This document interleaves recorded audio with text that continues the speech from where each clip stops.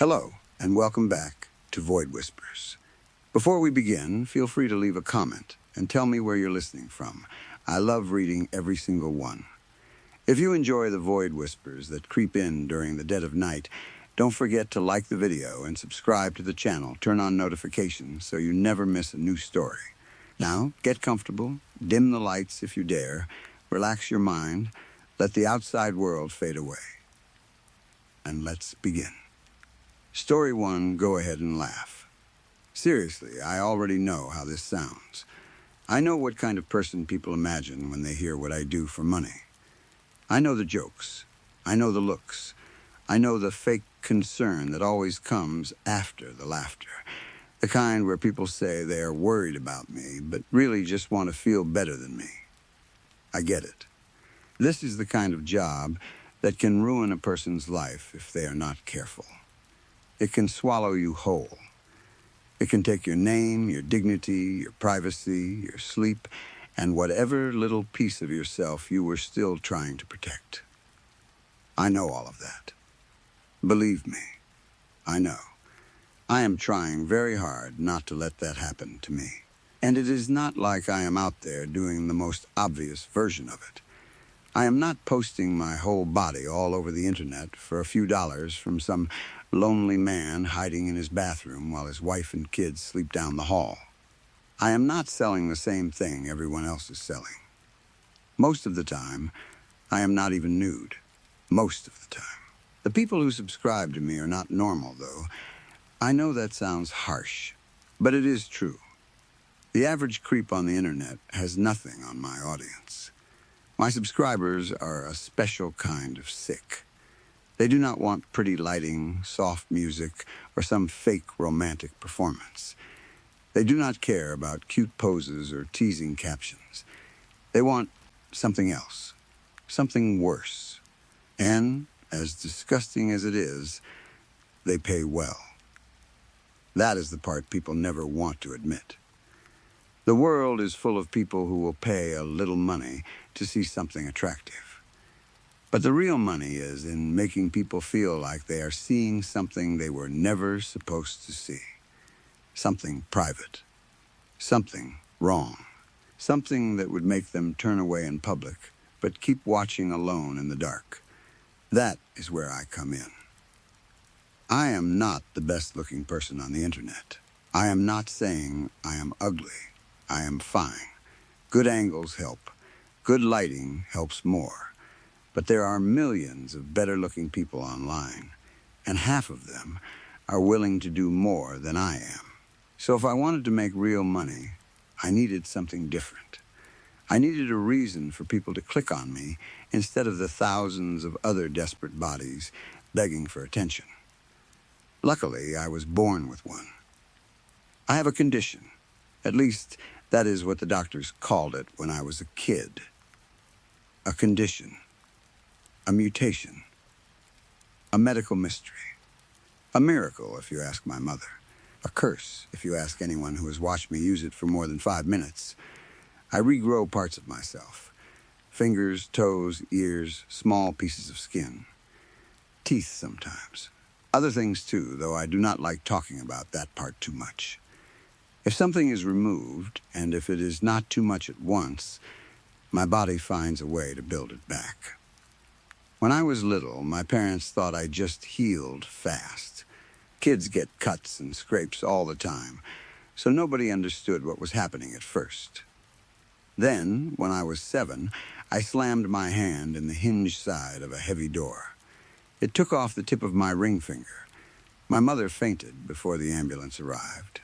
The doctors wrapped it, cleaned it, gave my parents grim little talks about therapy and adjustment, and sent us home.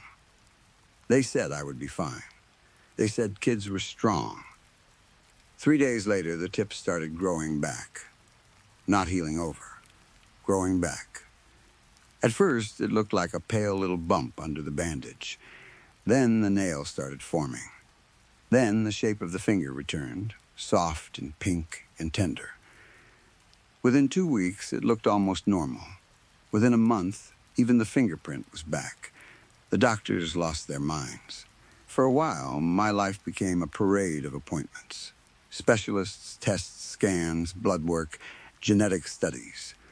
Men and women in white coats looking at me like I was not a child, but a locked door they could not open. They whispered outside exam rooms. They brought in other doctors to see me. They asked my parents questions no one could answer.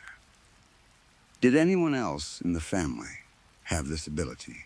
No. Had I been exposed to anything unusual before birth? No. Did I feel pain when the part came off? Yes, obviously, yes. That last question always bothered me. People seem to assume that because I could grow things back, losing them did not hurt. Like my nerves politely shut off because the ending was not permanent. They did not. It hurt every single time. That did not stop me from using it. By middle school, I realized the other kids were not afraid of me in the way I expected. Some were, sure, but most were fascinated. Fascination was better than being ignored. Fascination made people gather around your lunch table. It made them invite you places. It made them dare you to do things while their phones were already out. It started as a party trick. I would take a tiny piece of myself, nothing too serious, and show them what happened over the next few days. Sometimes I cut the tip of a finger.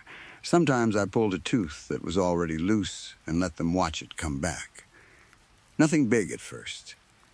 Nothing that would keep me out of school for too long. The looks on their faces were worth it. Disgust, fear, wonder, jealousy, horror, admiration, all of it mixed together. By high school, people knew me as the kid who could not stay broken. I was not popular in the normal way. I was not quarterback popular or rich kid popular or funny guy popular. I was carnival popular, freak show popular. People wanted me around because they wanted to see what I would do next. And I loved it. I told myself I hated being treated like a trick, but that was a lie. I liked being watched. I liked when people gasped. I liked when they told stories about me in the hallway. I liked knowing that, for once, I was not invisible.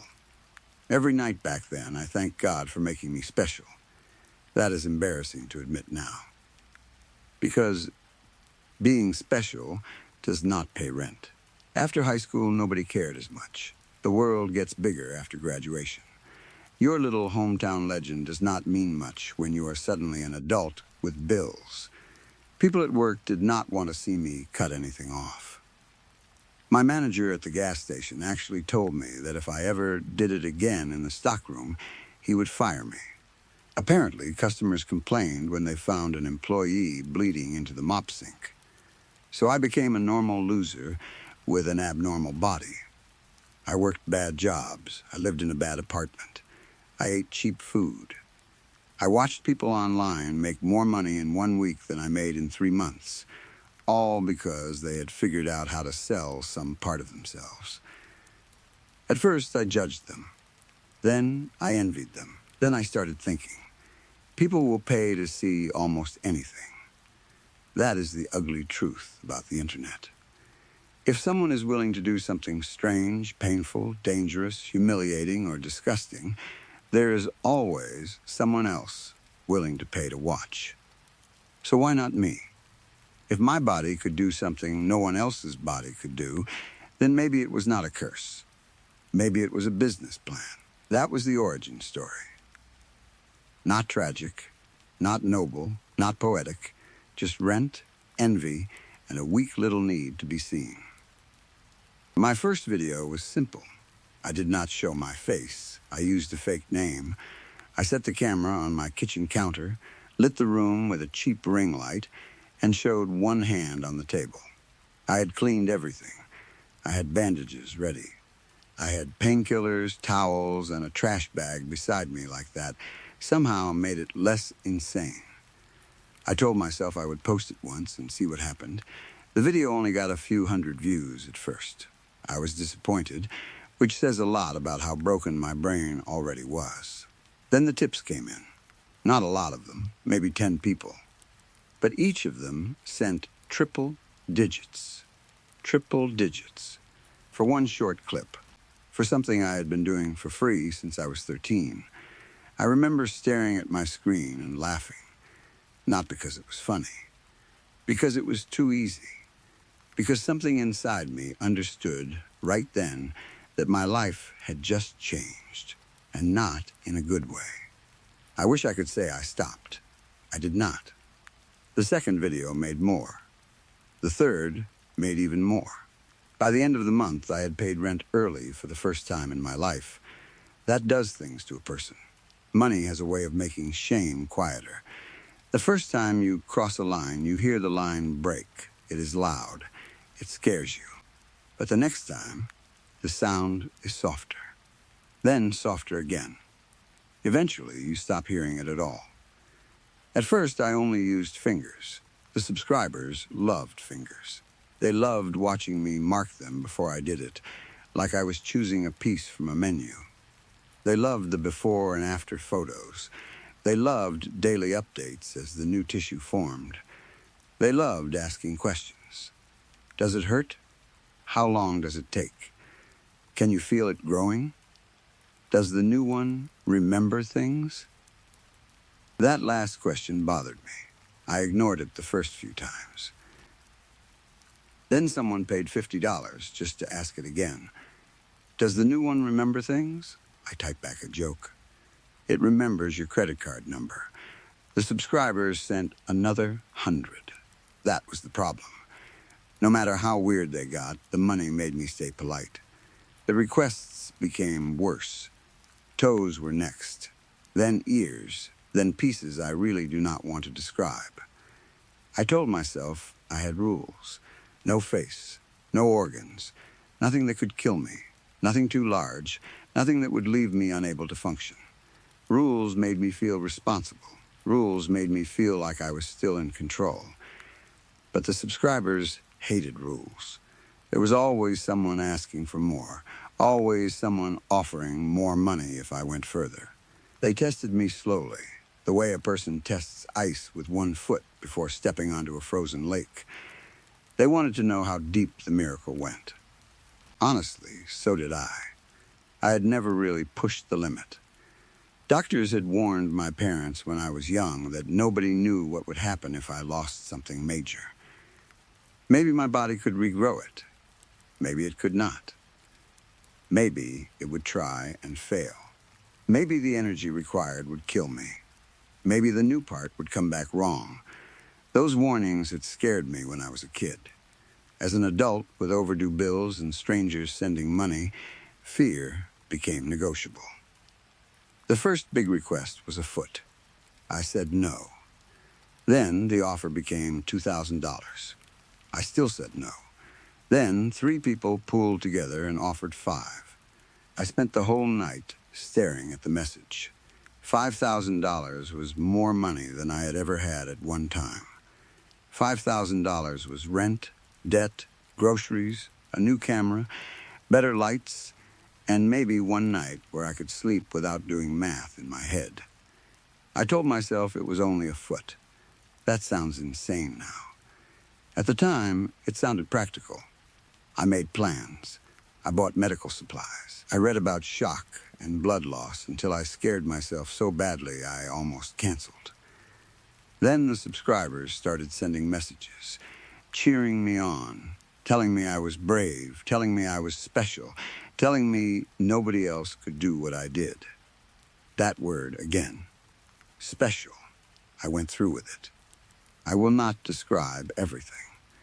Not because I am kind, but because I still have nightmares about it. I remember the pain as a white light behind my eyes. I remember the taste of metal in my mouth. I remember waking up on the floor hours later with blood dried on my skin and the camera still recording. I should have died. I did not. The foot came back. Slowly, horribly, the subscribers went wild. That month, I made more money than I had made in the previous year. After that, everything changed. I stopped thinking of my body as a body. I started thinking of it as inventory. That is the only honest way to say it. Parts of me became products. My hands were not hands. They were content. My pain was not pain, it was engagement. My healing was not a miracle, it was a subscription model. The worst part is that I enjoyed it, not the pain. I am not going to pretend that part felt good. It did not. It was awful every time. But the attention, the money, the messages, the way people waited for updates like I was some kind of living event, that got to me. I was not some gas station nobody anymore. I was unique. I was wanted. I was paid. And then I got greedy. There is always one subscriber who pushes too far. Mine had a stupid name I will not repeat, but you can imagine the type. Every platform has them. Loud, gross, always trying to be funny, always asking for the thing nobody else asks for, because they want to feel like they own a piece of you no one else has touched. He offered $750 for my calf. Not the whole leg, just below the knee, above the ankle. I laughed when I saw the message. 750 was not even that much anymore, not compared to what I had made before. But something about the request hooked into my brain. Maybe it was pride. Maybe it was curiosity. Maybe I hated the idea of someone thinking I was scared. I should have said no. I had drawn the line at the ankle for a reason. The foot had come back, but it took weeks. It was ugly before it was normal. It itched deep inside the bone. Some nights, I woke up convinced something was crawling under the new skin. Even after it looked healed, it felt different. Colder. Less mine. I knew better. I did it anyway. That was the first time my body refused. At first, I thought it was just slow. The wound closed. The pain faded. The skin tightened over the end like my body was sealing a door it had no plans to reopen. Days passed. Then, weeks. Nothing grew. No soft new shape under the bandage. No little push of bone. No itching. No miracle. Just a stump. I told my subscribers it was taking longer than usual. They loved that. They said it made the story more exciting. Some asked for updates every day. Some paid extra for pictures of the failed regrowth. Failed, that word hit harder than I expected. For the first time in my life, I had proof that my gift had limits. I was not unbreakable. I had just been lucky. I wished that had humbled me. It did not. Because the money changed again. You learn things when you sell yourself piece by piece. You learn that every injury has an audience. Every scar has a market. Every missing part has someone who finds it interesting, beautiful, exciting, or valuable in a way that makes your stomach turn. The moment my leg did not come back, a whole new group of subscribers found me. They did not want to see healing. They wanted to see what was left. I told myself that was fine. I told myself I was making the best of a bad situation. I told myself I had lost part of my leg, but I had gained a new category, a new audience, a new income stream. That is how sick my thinking had become. But the truth was harder to ignore when the cameras were off. Walking hurt. My balance was wrong. My apartment felt bigger because every trip across the room took more effort. I hated showering. I hated looking down. I hated how light the missing space felt and how heavy it felt at the same time. Sometimes I woke up and felt toes that were not there. Sometimes those toes curled. Sometimes they scratched at the inside of my mind. The doctors asked what happened. I lied. I said it was an accident. They did not believe me. Not really. But people believe what they can write down. Accident was easier than the truth. For a while, I told myself I was done with the extreme stuff. No more major parts. No more testing limits. No more listening to strangers who saw my body as a dare.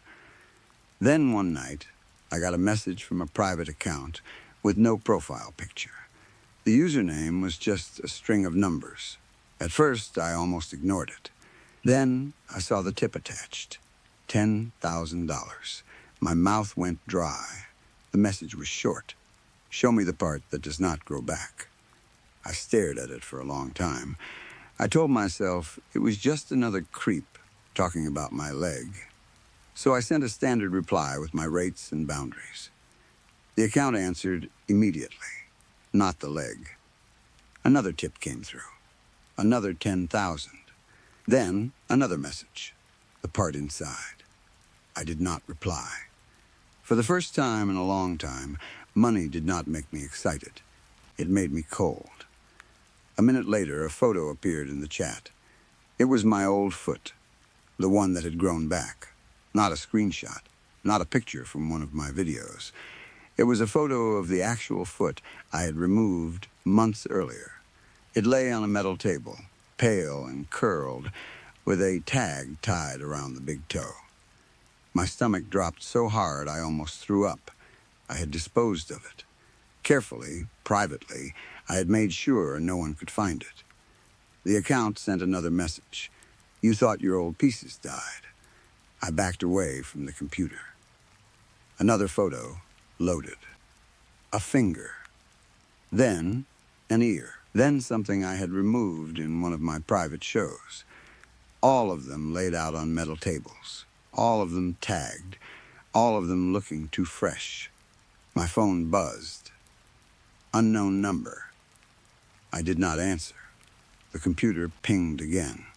A new video file appeared. I should not have opened it, but of course I did.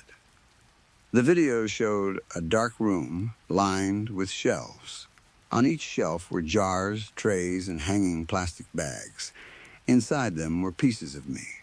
Old pieces. Forgotten pieces. Parts I had cut away and thrown out or mailed to buyers when I was too stupid and desperate to say no. At first, they were still. Then one finger twitched. A toe curled. An eye I did not remember losing opened in a glass jar. In the back of the room, something larger moved under a white sheet. The camera approached slowly. The sheet lifted. I saw a shape on the table. It was not a whole person. Not yet. But it was trying. Pieces of me had grown into each other. Fingers pushed from places fingers should never be. Teeth lined an opening that was almost a mouth. Patches of skin stretched across bone that did not match. It pulsed gently, wet and alive, like a body trying to remember its proper shape. Then the almost mouth opened. My voice came out of it. Not clear, not perfect, but mine. More, it whispered. I slammed the laptop shut. For a few seconds, I could only hear my own breathing. Then my phone buzzed again. A text appeared from the same unknown number. You regrow what you lose. Did you never wonder what the lost pieces grow into? I looked down at my missing leg. The stump throbbed.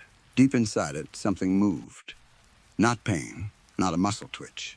Something lower. Older, like an answer coming from far away.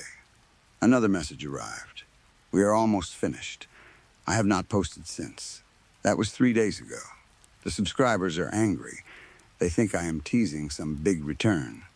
They keep sending money. They keep asking for more. They keep telling me I owe them. They do not understand.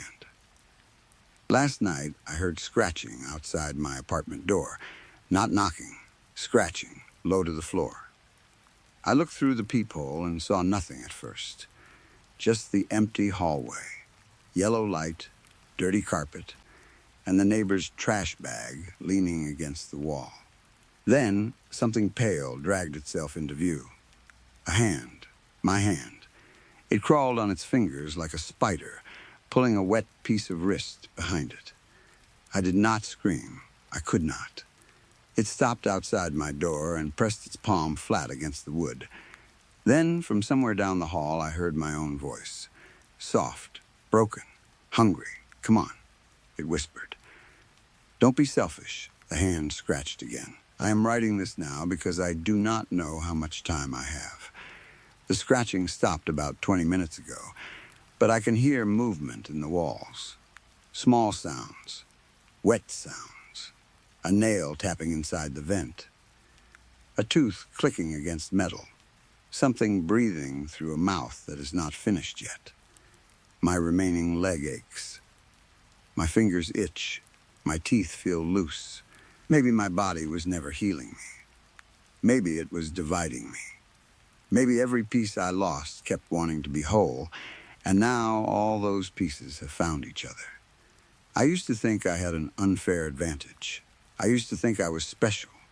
I used to think my body belonged to me, and that I could sell pieces of it without ever really losing anything. But there is something outside my door wearing parts of my face. It just knocked. Not scratched. Knocked 3 gentle taps. Then it laughed with my mouth, and I swear, beneath the sound of it breathing, I can hear my subscribers' notification pings coming from the hallway. They paid for all of me. Now something is here to collect. Story 2. My uncle raised me after my parents died. For a long time, that was the only truth about my life that made any sense. Everything else felt broken and confusing. One day I had a mother and father, and then, suddenly, I did not. One day I had a home that smelled like my mother's soap and my father's old jackets, and then suddenly I was standing in my uncle's hallway with a small suitcase, too young to understand that grief can change the shape of a whole life. My uncle did not complain. He did not act like I was a burden. He took me in as if there had never been any other choice. When I was little, I looked up to him more than anyone in the world. He was not my father, but he came close enough that sometimes the difference did not matter. When I made mistakes, he never shouted first. He would sit on the edge of my bed and talk to me in a low, patient voice. He told me when I had done wrong, but he always made me feel like I could still become better. He would place one hand on my shoulder and say I needed to grow into a better man than he was. I used to think that was impossible. To me, my uncle was the kind of man who had everything figured out. He had a good job, the kind people respected. He had a beautiful wife who moved through their home with quiet confidence. He had 2 children of his own, my cousins, twin boys who looked so much alike that I mixed them up until I was almost 10. Their house was huge, at least to my child's eyes. It seemed less like a house and more like a palace. There were long hallways, clean windows, rooms we barely used, shelves full of books, and a kitchen so bright it felt like sunlight lived inside it. I remember polished floors, soft carpets, the smell of laundry, the sound of my aunt humming as she cooked dinner, and my cousins chasing each other through rooms I thought would never end. Looking back, maybe it was not as grand as I remember. Children make things bigger than they are. But back then, it felt like make-believe. It felt safe. It felt like I had been dropped from one life into another, and my uncle had caught me before I hit the ground. When I turned 16, he took all of us on a trip to Cancun. It was supposed to be a celebration, a family vacation, a chance for all of us to be happy for a while. We stayed near the water, ate too much, took pictures we later lost, and spent a few days traveling around. At some point during that trip, we went to Tulum. My uncle wanted us to see the ruins, the beaches, and the local cenotes. I remember the water most clearly. It was crystal clear and cool against my skin. The caves were dark and beautiful, with stone hanging above us and water so still it looked like glass. Sunlight fell through holes in the earth and turned the surface silver and blue. I remember laughing with my cousins. I remember my aunt telling us not to run. I remember my uncle smiling in a way that made him look younger. But as I grew older, I realized something strange. I did not remember much else from that trip. Most memories from those days were blurry. I could not remember what hotel we stayed in. I could not remember where we ate. I could not remember the drive to Tulum or the guide's name or what my aunt wore. All of it faded into fog. except one thing, the centipede. That I remembered perfectly. We were walking near one of the cave paths. The ground was uneven and damp. Everyone had told me to be careful. I was 16 and full of the kind of confidence that makes boys stupid, so I did not listen. I stepped where I should not have stepped. There was a crunch under my shoe. Then pain shot up my leg. I looked down and saw the thing twisting beneath me. It was long, dark, and horrible, with too many legs moving all at once. Before I could jump away, it bit me. Its pincers sank into my ankle. The pain was sharp, hot, and electric. I fell backward onto the ground and screamed. I remember my uncle running toward me. I remember my aunt shouting. I remember my cousins crying. After that, there was the hospital. White walls, a ceiling fan, a nurse speaking in Spanish too fast for me to understand, my uncle's hand gripping mine, my skin burning and my body shaking.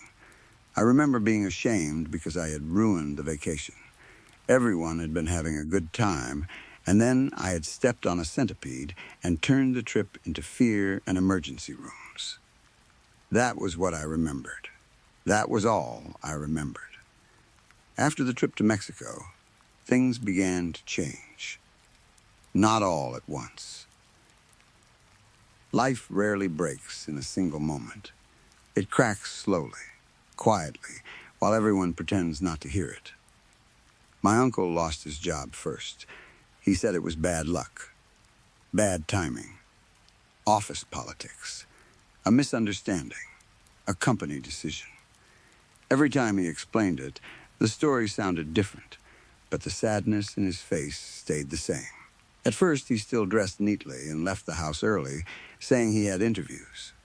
Then he started sleeping later. Then the interviews stopped. Then the phone calls started coming, and he stopped answering them. My aunt changed, too. She became quieter. Her smiles grew thinner. At night, when I passed their bedroom door, I sometimes heard whispers through the crack.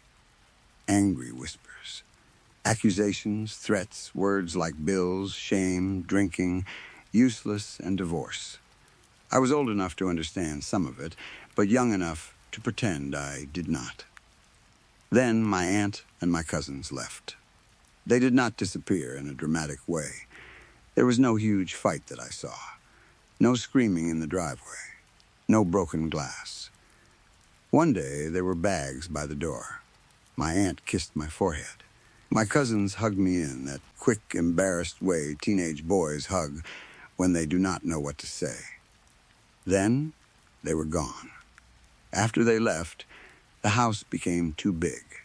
Or maybe we became too small for it. Soon after, the palace of my childhood was gone. The big rooms, bright kitchen, clean windows, and long hallways were replaced by a sad two-bedroom apartment with thin walls and a view of a parking lot. It felt as if the house had shrunk around us, as if reality itself had corrected my childhood memory and shown me what we truly had left. But the worst change was not the job, or the divorce, or the apartment. The worst change was the drinking. At first, it was just a little. A drink in the evening, a small nip from a bottle after dinner. Something to take the edge off, he said. Something to help him sleep. Something to quiet his mind. I believed him. I wanted to believe him. Then the little drinks became bigger. The bottles appeared more often. One stood on the kitchen counter. Another hid behind the cereal. Another lived under the sink. My uncle began to smell like sharp sweetness and old sweat. His words softened at the edges. His eyes turned red. His hands shook in the morning until he drank enough to steady them. It was like a dam had opened inside him. A river flowed through the neck of every bottle and down his throat until there was less and less of the man I knew. The uncle who had once sat on my bed and taught me how to be better became a shadow. A shape on the couch. A voice in the dark. a body leaning against walls and mumbling to itself. He talked about the past constantly. Some stories were true, some were not. He mixed old memories with strange details that never happened. He spoke about bad luck like it had followed him home and sat at our table. He blamed bosses, lawyers, doctors, my aunt, his own children, the government, old friends, and sometimes me, though never directly. He built a case for his own misery every night, and somehow I became the jury, forced to listen. The real enemy had many names. Jack, Morgan, Jameson, Rye, bottles lined up like monsters in glass bodies. The kind of monsters that do not chase you down a dark road or swing an axe at your head. No, these were worse. These were monsters that handed you the knife and waited for you to use it on yourself. There were violent nights, too. Not always. Not even often enough for outsiders to notice. But enough. He cursed like a sailor, even though he had never been one. His words fell heavy and hard, like a bag full of padlocks dropped onto my head. Sometimes he threw things. Sometimes he punched walls. Sometimes he cried afterward and told me he was sorry. Sometimes he remembered it the next day. Sometimes he did not. I grew older. The child who loved him began to disappear. In his place stood a young man, full of anger. I hated him. I hated the way he had let himself fall apart. I hated the drool at the corner of his mouth when he passed out sitting up. I hated the way his head tilted back and his lips stayed open, wet and loose. I hated the smell of him. I hated stepping over his shoes, his bottles, his broken promises. Most of all, I hated that I still remembered who he used to be. That made it worse. On many nights, coming home from school, I would see him before he saw me. He would be sitting on a stool outside some bar, or leaning against the wall of a narrow alley, half hidden in shadow, drunk and small. I would look at him with the arrogance of youth and feel certain I would never become anything like that. Never. Not under any circumstances. Not even if pain, grief, or death itself came for me. I believed that completely. Then graduation day came. My girlfriend was there with her parents because I had invited them. I wanted someone to see me succeed. I wanted witnesses who did not smell like alcohol. I wanted a clean memory, one good day. I remember walking to the podium with my whole face stretched into a smile. I remember feeling proud in a way I had not felt before. I took the diploma in my hand, and for a moment, I was sure I had escaped something. I was sure my life was finally beginning. Then I saw my uncle in the crowd. He stood out immediately. His face was red. His eyes were sunk deep into his skull. His hair was wild and uncombed. His shirt was wrinkled. He looked like he had either come straight from a bar or had brought the bar with him, inside his skin. He waved. He whooped. He cheered my name with pride. My smile disappeared. I did not feel love. I did not feel gratitude. I did not feel happy that he had come. I felt shame. Deep, burning shame. I felt contempt. I felt rage. For one terrible second, I wished I had died with my parents rather than live long enough to be embarrassed by the man who had raised me. He saw it on my face. That was the worst part. The cheering stopped, his hand lowered, his mouth closed. He understood exactly what I was thinking, and something inside him seemed to fold inward. After the ceremony, my friends saw me by the empty bleachers, speaking to him. They later described it as a one-sided argument. They said I moved my hands sharply while I talked, like a conductor leading an angry orchestra. They said my uncle stood there silently, swaying a little, head bowed low like a dancer waiting for music that never came. Only my girlfriend noticed the end. She saw my uncle speak last. He looked down at the ground, nodded once, whispered something, and then turned away. I did not understand his words at the time. I was too angry to listen. That night, I went home with my girlfriend. I made love to her. I played games on my computer. I tried to act normal. Later, I sat on the couch and watched her sleep. There was a small orange nightlight plugged into the far wall, giving just enough glow to make the room visible without truly lighting it. But my mind would not settle. It kept returning to what I had said to my uncle. The words came back, one by one, sharper now that the anger had cooled. I remembered his face. I remembered how he had stood there and taken every cruel thing from me without raising his voice. I began to feel sick. I wished I could take it all back. That was when I noticed the corner of the room. At first, I thought it was a shadow. Then the shadow smiled. There was a shape standing in the corner, just beyond the reach of the orange light. It was tall and thin, with its head tilted slightly to one side. Its mouth was stretched wide in a grin that showed too many teeth. The first thing I felt was doubt. That strange cold moment where your mind says no before your body understands why. Then certainty hit me. Someone was in my apartment. I jerked backward on the couch so hard the cushions shifted under me. A yell climbed into my throat, but I swallowed it down before it woke my girlfriend. My heart pounded so hard I could feel it in my neck. I looked at her. She was still asleep under the blanket, her hair spread across the pillow. I looked back at the corner. Nothing was there. No person, no grinning face, no tall shape. Just the corner of my apartment, a standing lamp, a pile of clothes, and the weak orange glow of the nightlight. I tried to breathe. Then my phone buzzed. Once, twice. The screen lit up on the coffee table. There was a text from one of my cousins. Call me.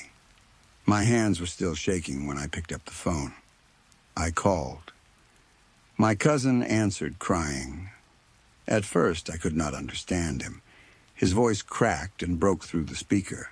I heard breathing, sobbing, someone else talking in the background.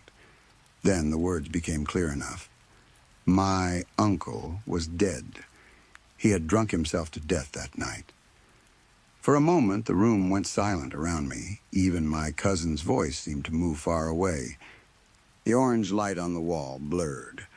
My hand holding the phone felt like it belonged to someone else. Then my uncle's last words came back.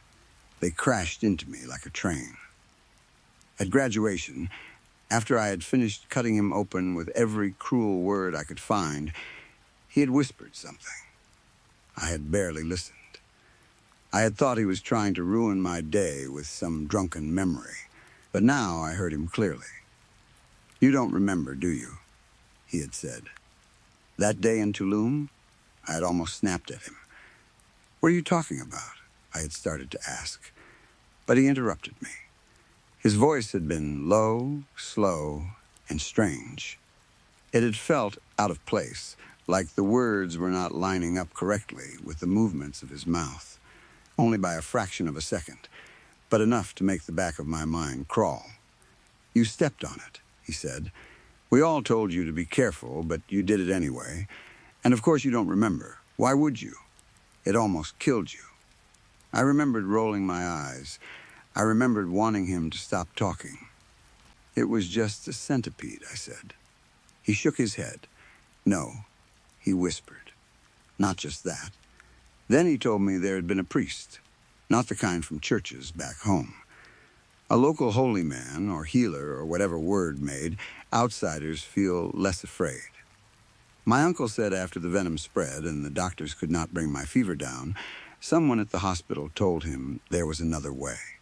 Something old. Something from before the towns, before the churches, before people learned to call monsters by insect names. The thing that bit me had carried something. Not a disease, not poison, something alive, something that wanted a body. I had been dying. My uncle had begged for help, so the priest put it inside him instead. I asked him to, my uncle whispered. So you could live. so you could have a future, even if it cost me mine. I remember staring at him, furious and embarrassed, sure he was drunk and inventing nonsense. Then he said the thing that made no sense to me until that night. Alcohol is the only way to keep it from taking over, he said. You'll figure it out. Same as I did. I'm sorry, but I'm tired. I'm so tired. My cousin's voice crackled through the phone in my hand. Hello? Are you there? Hello? But I could not answer. I was back at graduation, hearing the rest of my uncle's warning. It has something to do with perception of space, he had whispered. It can't get close enough if you don't have your bearings. If you blur the world enough, it has trouble finding the edge of you. I had not understood. I had not wanted to. But you'll figure it out, he said. You'll figure it out fast enough. You'll have to, if you want to stay alive. More importantly, if you want to protect the ones you love, you'll have to do it, even if it means losing everything. Then he had turned and walked away. Those were the last words he ever said to me. Now I sat on my couch, frozen, holding the phone as my cousin kept crying through the speaker. The darkness around me shifted. The orange nightlight glowed weakly from the far side of the room. My girlfriend was still asleep beneath a lump of sheets. The apartment was still, too still. Then the hairs on the back of my neck rose, not all at once, one by one. I did not turn my head. I could not, because something was beside me. I could see it in the very edge of my vision, a face. Its skin looked like wet plaster stretched over bone, gray, soft, and wrong. Parts of its cheeks were missing, showing dark bone beneath. Its head leaned toward me slowly, as if it had been waiting for me to notice. Where its eyes should have been, there were wet black hollows. Where its mouth should have been, there was a torn opening. Tiny things moved inside those holes. Living things. Pale, squirming, writhing things that dropped from its face and vanished before they hit the floor. The creature nodded at me, slowly, almost politely. Deep in my throat, I felt an itch, not thirst exactly, something worse. A need I had never known before. A pull toward the cupboard, toward the dusty top shelf, toward anything that could burn going down and blur the room around me. My uncle had not been weak. The thought came so suddenly that it hurt. He had not simply fallen apart. He had been holding something back. For years. For me. And I had hated him for the only thing that kept the rest of us alive. I wiped the cold sweat from my forehead with the back of my hand. My whole body shook. I had half lost control of myself from fear, and shame burned through me almost as strongly as terror. My girlfriend stirred under the blanket. The thing beside me tilted its head toward her. No, I whispered. It turned back to me. The grin widened. I stood up slowly, keeping my head facing forward. My legs felt weak, my eyes narrowed, not because I wanted to see better, but because I wanted to see less. The room seemed too sharp, too clear. The corners were too exact. The distance between me and the creature felt like something it could use. I remembered my uncle's words. It has something to do with perception of space. It can't get near enough if you don't have your bearings. I walked toward the kitchen. Every step felt too loud. The creature moved at the edge of my sight, never fully there, never fully gone. If I turned my head, I knew it would disappear. If I looked away too long, I knew it would come closer. I reached the cupboard. My hand shook as I opened it. The lower shelves held plates, cheap cups, old cereal, and a box of tea I never drank. I pushed them aside. Then I reached up to the top shelf, where dust and cobwebs clung to my fingers. There was a bottle there, old, half full. One of my uncle's bottles. I had kept it without knowing why. Maybe I had meant to throw it away. Maybe some cruel part of me had kept it as proof of what he had been. A little museum piece of my judgment. Now I grabbed it like a drowning man grabbing a rope. The cap stuck at first. My hands were slick with sweat. Behind me, something made a soft, wet sound on the kitchen tile. I twisted harder. The cap came loose. The smell hit me first. Sharp, bitter, familiar in a way that made my chest ache. I thought of my uncle sitting on the edge of my bed. I thought of him telling me to be better than him.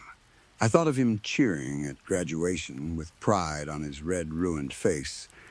I thought of the look in his eyes when he realized I was ashamed of him. "I'm sorry," I whispered. Then I raised the bottle to my mouth and drank. It burned. It burned my tongue, my throat, my chest, and all the way down into my stomach. I coughed and gagged, but I forced myself to swallow again. The room tilted. The edges softened. The corners lost their shape. The thing in the kitchen hissed. Not loudly, not angrily, more like frustration. I drank again, and as the world blurred, the creature stepped back into the dark, still smiling, still waiting, because it knew something I was only beginning to understand. This was not over. This was inheritance. My uncle had given me his home, his advice, his love, and finally his monster. And if I wanted to protect the woman sleeping in my bed, if I wanted to live long enough to understand what had been done to me in Tulum, if I wanted to keep that thing from finding the clear edges of my world, then I would have to become the man I once swore I would never be. I lowered the bottle. My hands were still shaking. From the bedroom, my girlfriend whispered my name in her sleep. The thing in the corner whispered it too. Story 3. I have always loved camping and being outdoors. Some people grow up playing football every weekend or spending their free time inside with video games, but for me it was always forests, mountains, rain, muddy boots, and the smell of smoke from a small campfire. My father was the person who gave me that love. He started taking me camping when I was about 6 years old, and from then on, we went almost every month whenever the weather allowed it. By the time I was a teenager, camping felt as normal to me as sleeping in my own bed. I knew how to put up a tent in bad wind. I knew how to find dry wood after rain. I knew how to cook simple food over a small fire without burning it to nothing. I knew which sounds in the dark were normal and which ones were worth paying attention to. My father taught me all of it. He always told me that the outdoors was not something to fear, but it was something to respect. That was probably why I never really believed in the scary stories people tell about the woods. I live in Ireland, and where I grew up, we did not have the same kind of stories you hear from people in America or Canada. Nobody around me talked seriously about Bigfoot, skinwalkers, wendigos, or strange creatures hiding between the trees. Those stories were something I watched online late at night, or read on forums when I was bored. They were interesting, but they never felt real to me. They felt like something that belonged to other places, huge forests in countries where the wilderness went on forever. Ireland has old stories, of course. We have plenty of folklore. Fairies, banshees, spirits, old places you should not disturb, roads people say you should avoid after dark. But I never really believed those either. I liked hearing them, but I always thought they were just old tales people passed down because they made ordinary places feel more mysterious. I was skeptical. That is the simplest way to say it. Then I turned 19, passed my driving test, and decided I was finally ready for my first solo camping trip. It might not sound like a huge thing to some people, but to me it felt like a big step. I had camped dozens of times, maybe more than that, but always with my father. He was always the one driving.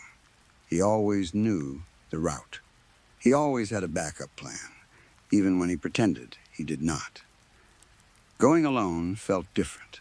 It felt like proving to myself that everything he had taught me had stuck. After some thinking, I decided to go camping in the Dublin and Wicklow mountain range in the southeast of Ireland. If you have never been there, it is one of the most beautiful parts of the country. The mountains are not huge in the way some mountains are, but they feel old and wide and lonely. There are rolling hills, open moorland, thick patches of forest, rocky trails, and views that make you feel like you have stepped into a painting.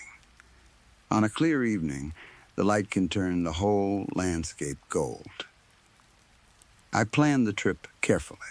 I picked a car park on Google Maps that looked like a good place to start from. It was about a 3.5-hour drive from where I lived.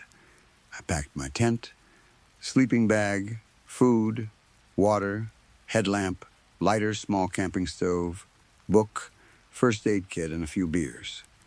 My father checked my gear with me the night before. He tried not to make it obvious that he was worried, but I could tell. "You sure you don't want me to come along for the first one?" he asked. I laughed and told him I would be fine. He gave me the usual warnings. Watch the weather. Do not camp too close to a river. Do not drink too much. Keep your phone charged. Tell someone exactly where you are going. If anything feels wrong, leave. That last one was something he said a lot. If anything feels wrong, leave. At the time, I thought it was just one of those common sense rules people say because it sounds wise. I did not know how much I would wish I had listened to it sooner. I left home early in the afternoon. The drive was long but peaceful. I had music on, and the roads got quieter the closer I got to the mountains. By the time I reached the car park, it was around 4:30 in the evening. There were only a few cars there, which did not surprise me. It was late enough that most hikers were probably already heading back down. I parked, got out, stretched my legs, and took a few minutes to check my pack. The air was cool and clean, with that damp mountain smell that always makes me feel calm. Clouds moved slowly over the hills, but the weather seemed fine. Not perfect, but good enough. I locked the car and started hiking. The trail was beautiful from the start. It climbed slowly through rough grass and patches of heather, with the mountain opening around me as I got higher. The sun was still up, though it was getting lower, and the light made everything look soft. I passed 4 people on the way up, 2 couples.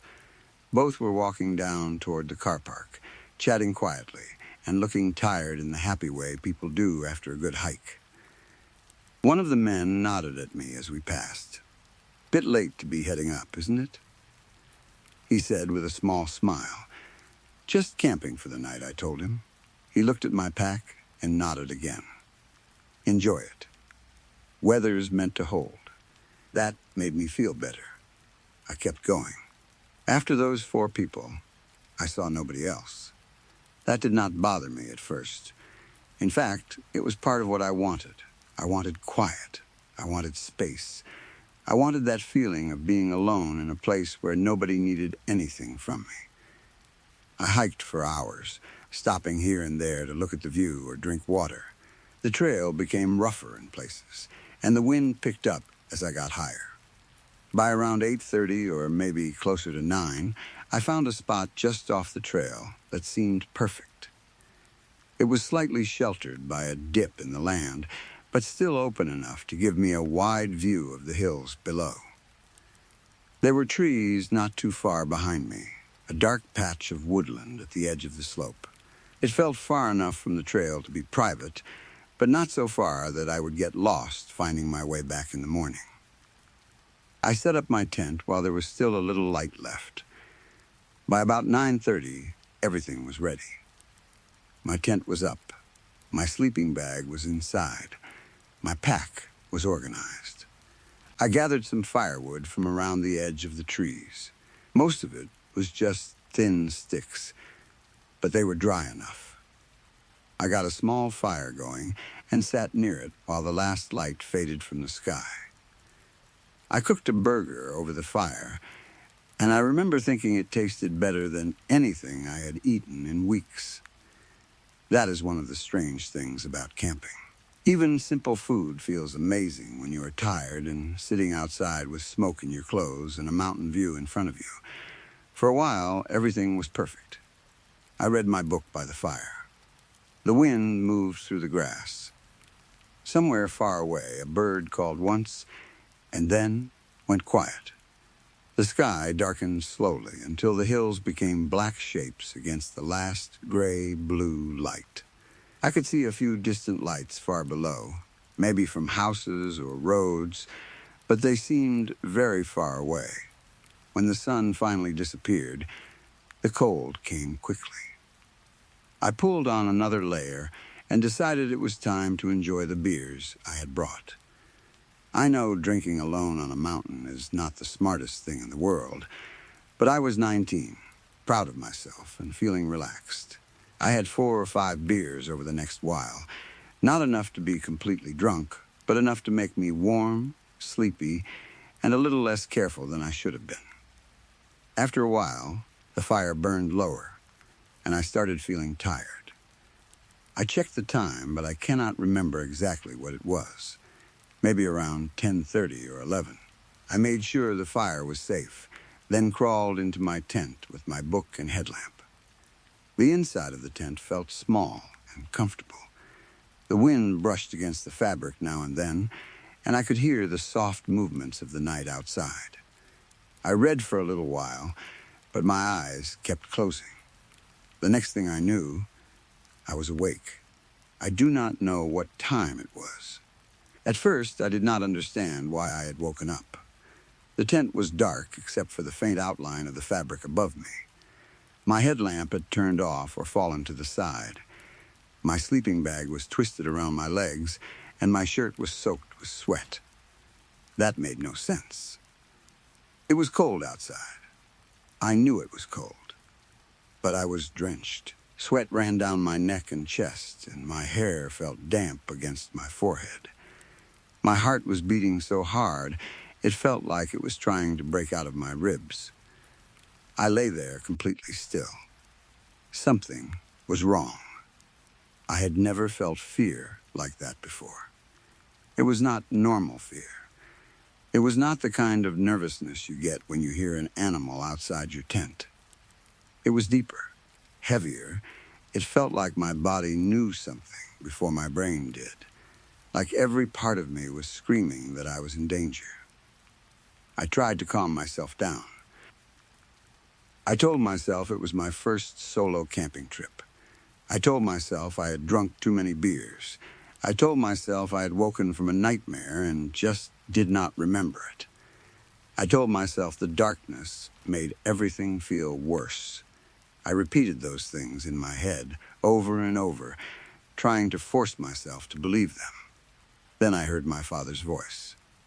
"Hey," it said softly from outside the tent. "Hey, just thought I'd come out and check on you." My entire body went cold. For a second, I could not even think. It was my father's voice. Not similar, not close.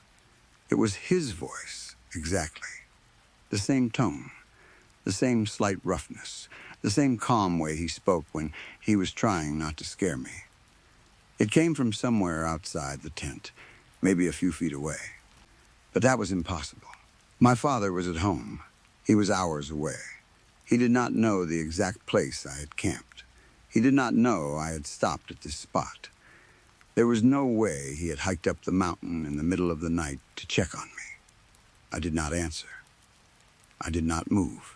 I stared into the darkness inside the tent, while my mind tried to find a normal explanation. Maybe I was still dreaming. Maybe someone else was outside, and I had imagined the voice as my father's because I was scared. Maybe it was a hiker. Maybe it was some drunk person playing a joke. But there had been nobody else up here. The last people I saw had been walking down hours earlier. And even if there was someone, how would they know my father's voice? The voice came again. "How about you come out of your tent and talk to me?" My breath caught in my throat. It knew I was in the tent. Of course it knew. The tent was right there. But hearing it say that made something inside me twist. It sounded friendly, almost casual, but there was something wrong underneath it. Something empty. Like the words had been copied from a person. But the thing saying them did not understand what they meant. I still did not answer. My father had taught me many things about camping. He taught me what to do if I heard animals. He taught me how to keep food away from the tent. He taught me how to deal with bad weather, broken gear, cuts, burns, and getting lost. He had never told me what to do if his voice came from the dark when he was not there. I slowly moved my hand toward my pocket where I had kept my phone. The screen lit up when I touched it, and I quickly turned it down against my sleeping bag so the light would not shine through the tent. My fingers were shaking so badly, I almost dropped it. I checked for signal. Nothing. No service. The battery was still decent, but that did not matter if I could not call anyone. Outside, everything was quiet for a few seconds. Then I heard the dragging.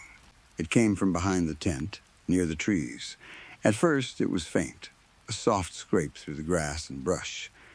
Then it came again, longer this time. It sounded like something heavy being pulled across the ground.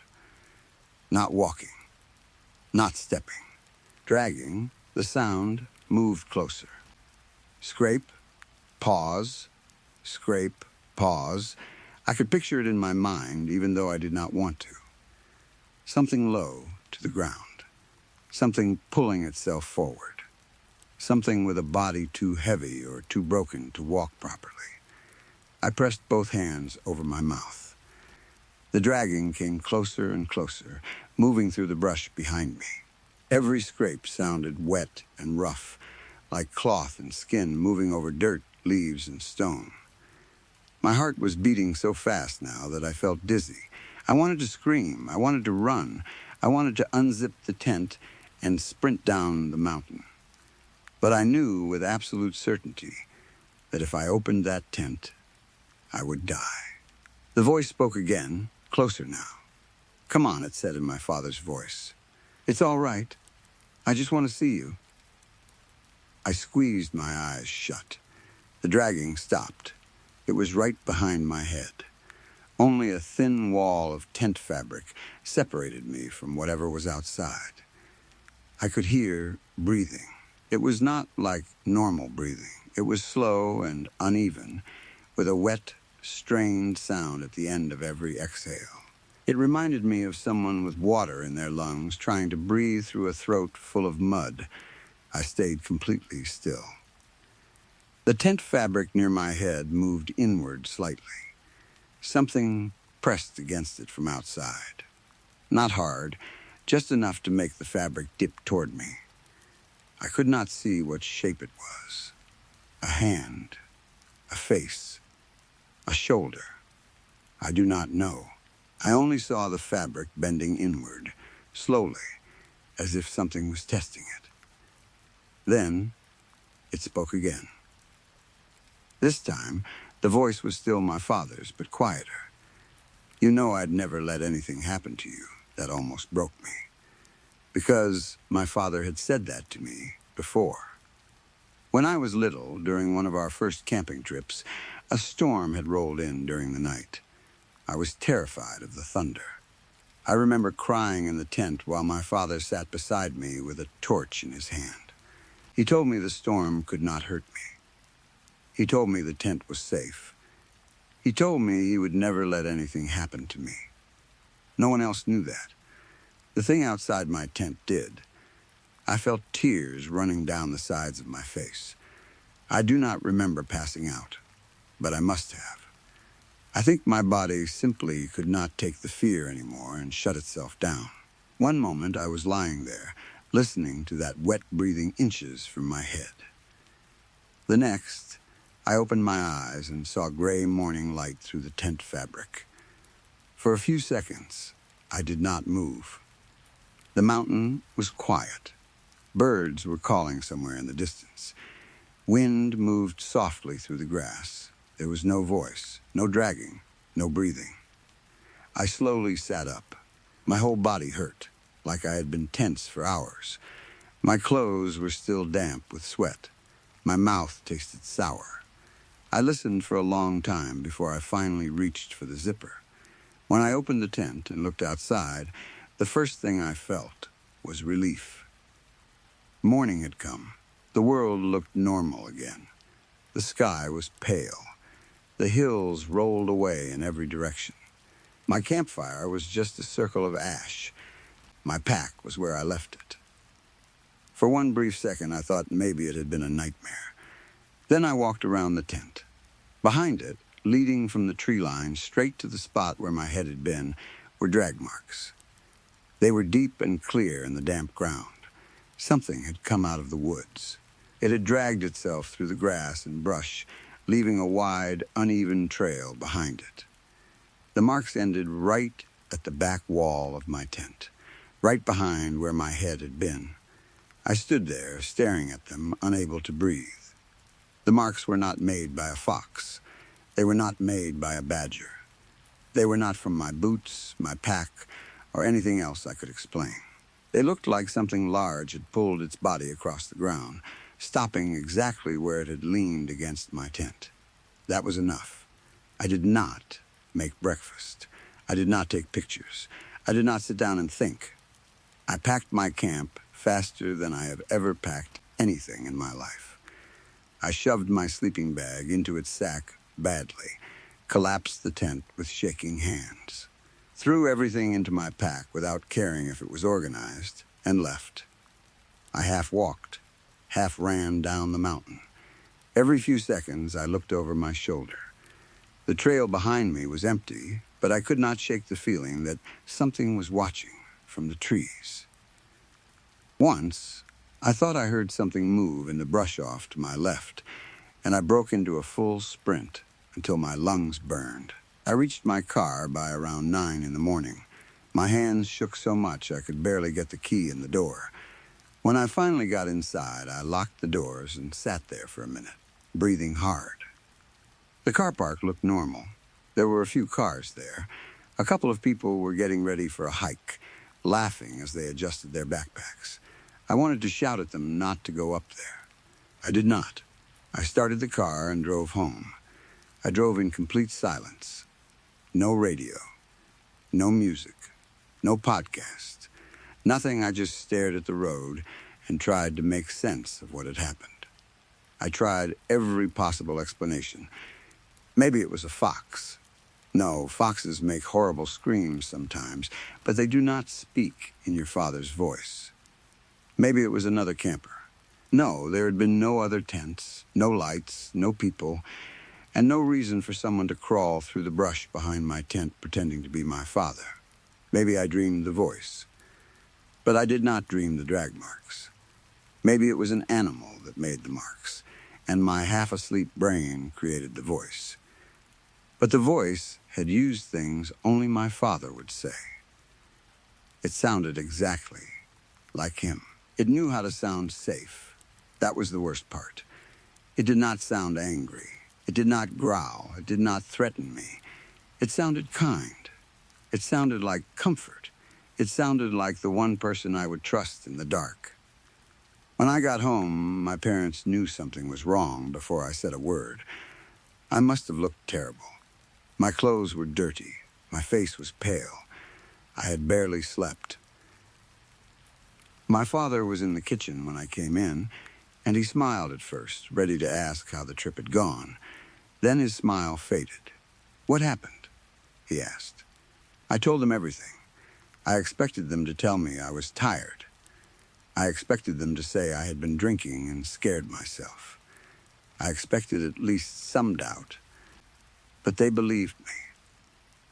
Thank God, they believed me. My mother looked frightened, but she stayed quiet. My father listened without interrupting. When I described the voice, his face went very still. When I told him it sounded exactly like him, something changed in his eyes. He asked me to repeat the words. I did. Hey, just thought I'd come out and check on you. My father swallowed hard. He said nothing for a long moment. Then he told me that when he was younger, before I was born, he had gone camping with a friend in a remote area farther west. One night, they had heard his friend's mother calling from the trees. She had been dead for 3 years. They left before sunrise and never went back.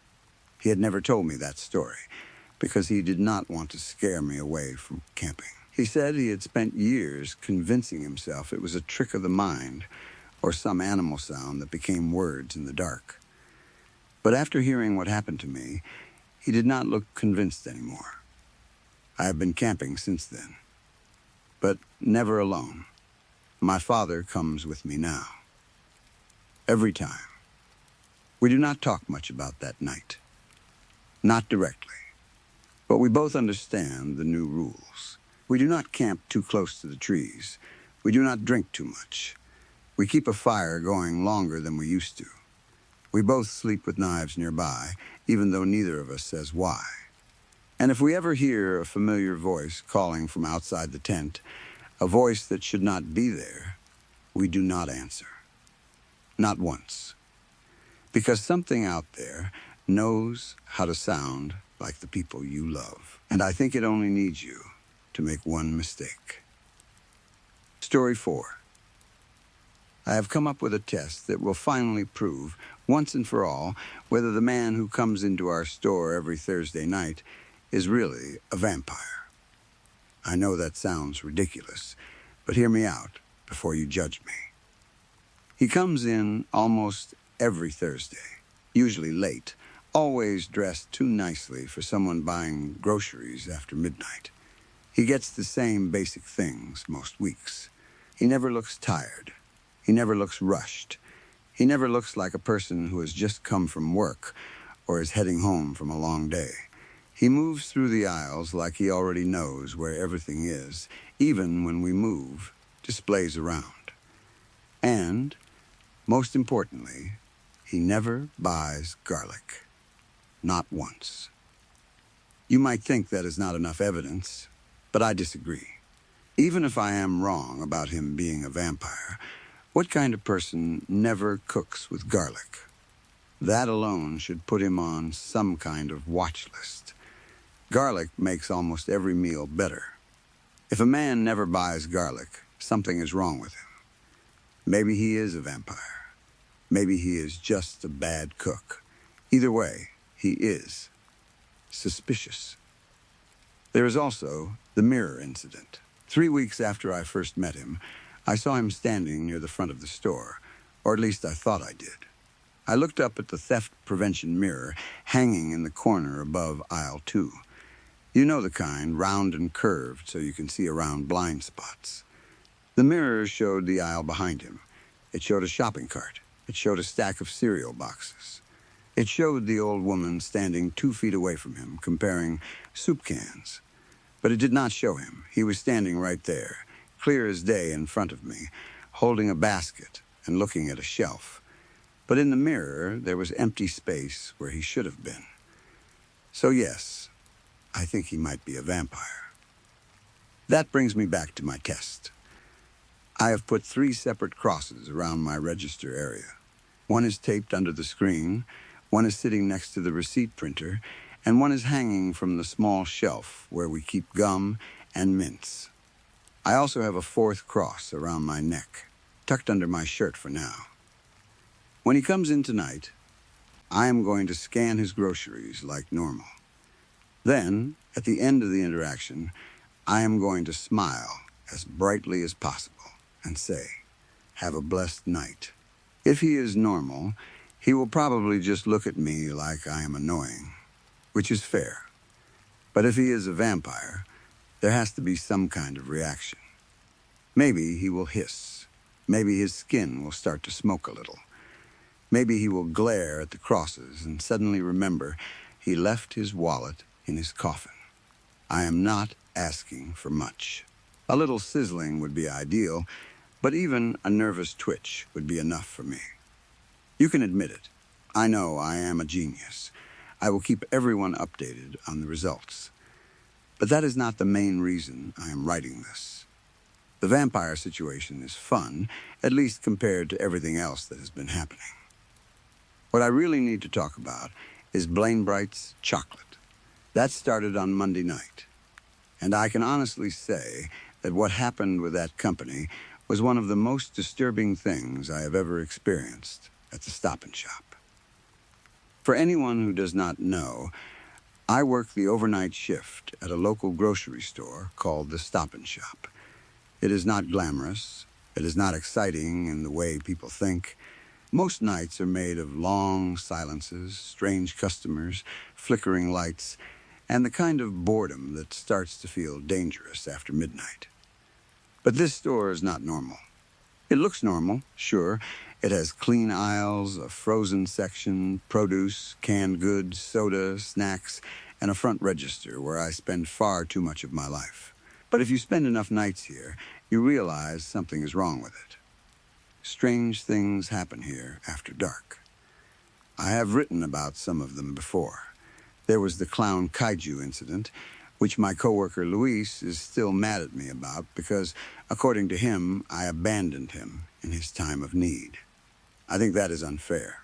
When something the size of a small apartment building and dressed like a circus nightmare is smashing through the parking lot, every man has to make certain personal survival choices. Luis still brings it up anyway. The point is, I am used to weird nights. I am used to customers who do not blink enough. I am used to hearing sounds from aisles where no one is standing. I am used to seeing things in the frozen food section that should not be reflected in the freezer doors. I am not saying I handle these things well, but I have learned to keep working through them. Monday night started like most of my shifts do. The evening crew practically ran out of the building when their time ended. That is normal. Everyone wants to get home before the howling starts at exactly 11. Nobody knows what makes the howling, and nobody wants to find out. It comes from somewhere beyond the loading docks and carries across the parking lot like a pack of animals screaming through a tunnel. Management pretends not to notice. Customers pretend not to hear it. The evening shift pretends their cars are race cars and leaves as fast as possible. That left me alone at the front of the store. For the first few hours, nothing happened. I stood at the register. I waited. I stared across the empty checkout lanes. I listened to the refrigerators hum. I pressed buttons on the register screen just so the little beeps would fill the silence.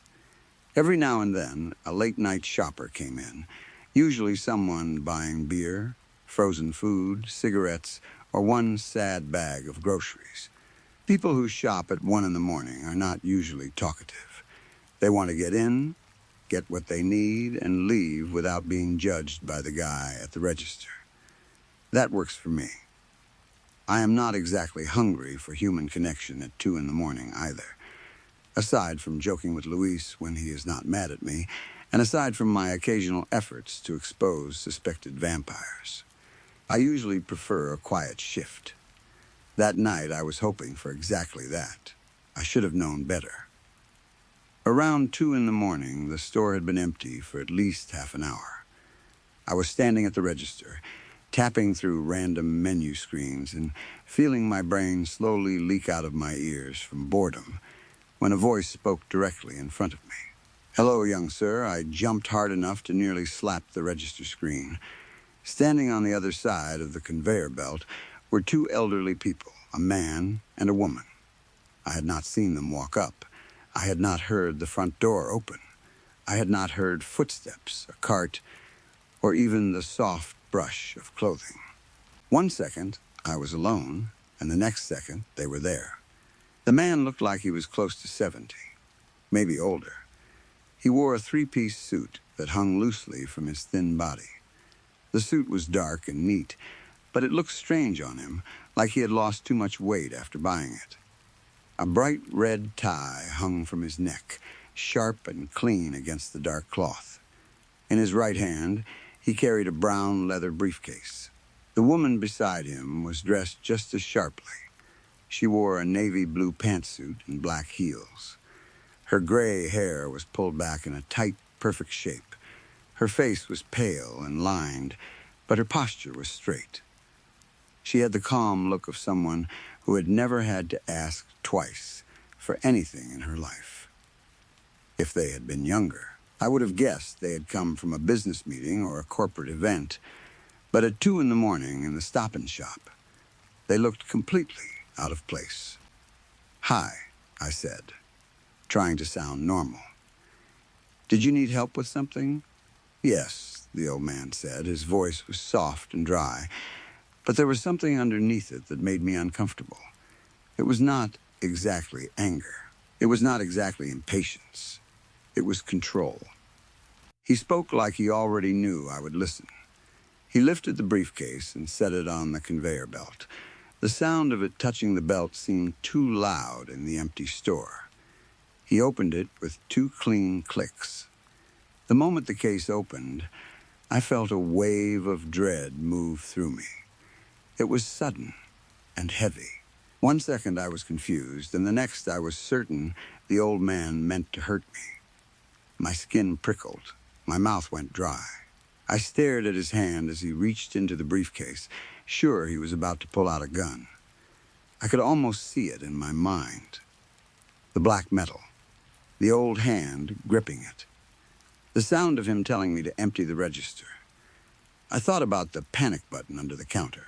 I thought about the cameras. I thought about how completely alone I was. But when he pulled his hand out, he was not holding a gun. He was holding a business card. "My associate and I are representatives of the Blaine Bright's Chocolate Company," he said. He extended the card toward me. I hesitated before taking it.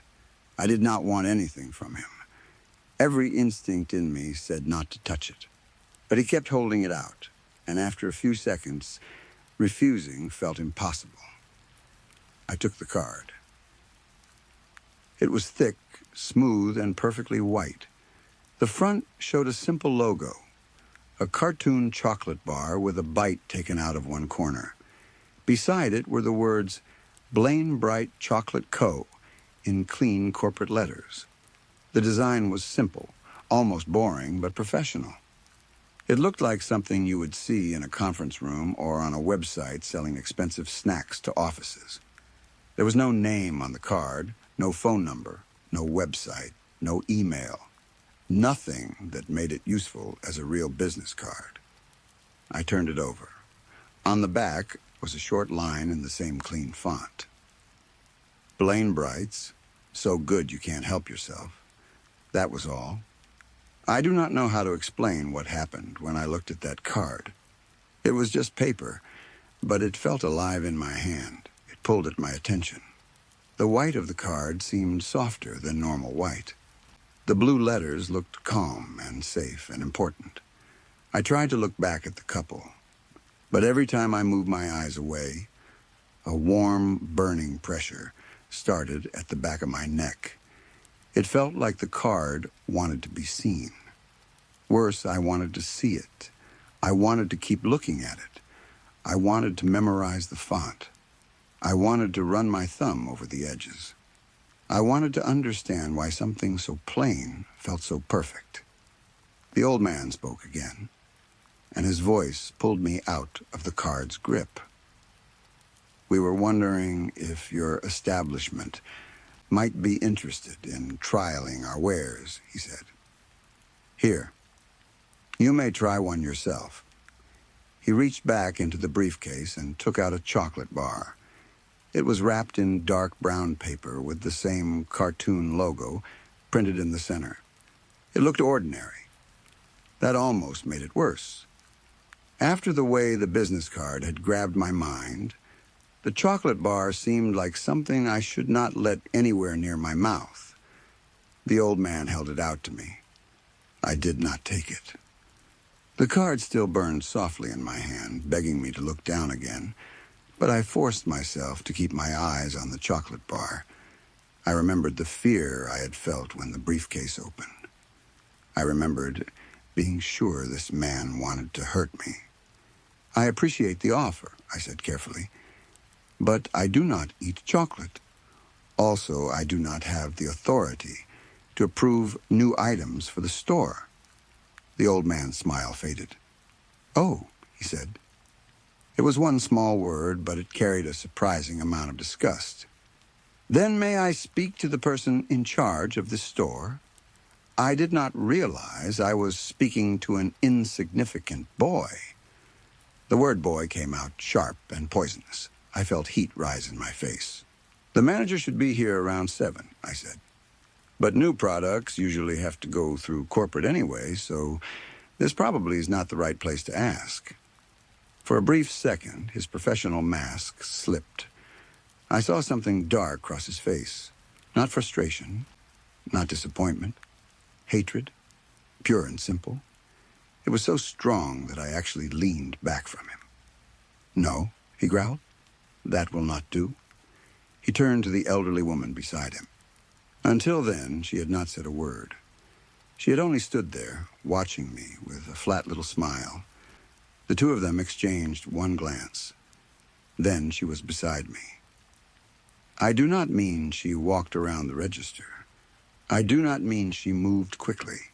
I mean 1 second she was on the customer side of the conveyor belt, and the next second her lips were almost touching my ear.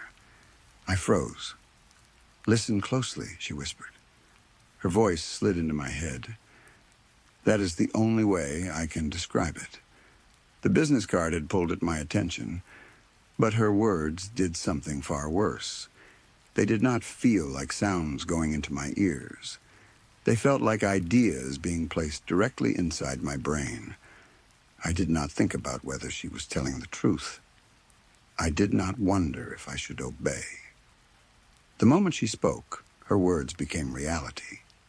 You, my son, have been chosen for a very special task for the Blainbright family, she said.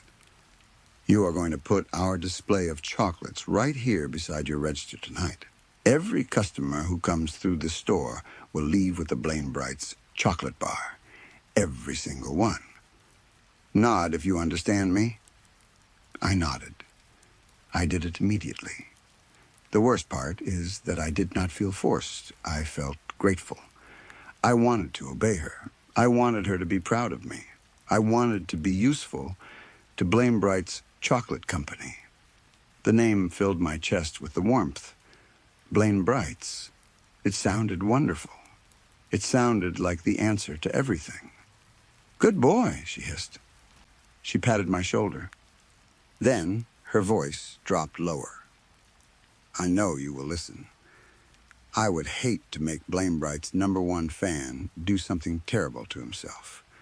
A cold shock passed through me, but it was buried under the strange joy her approval had given me. Then, in an instant, they were gone. The old man was gone. The old woman was gone. The briefcase was gone from the conveyor belt. The business card was gone from my hand.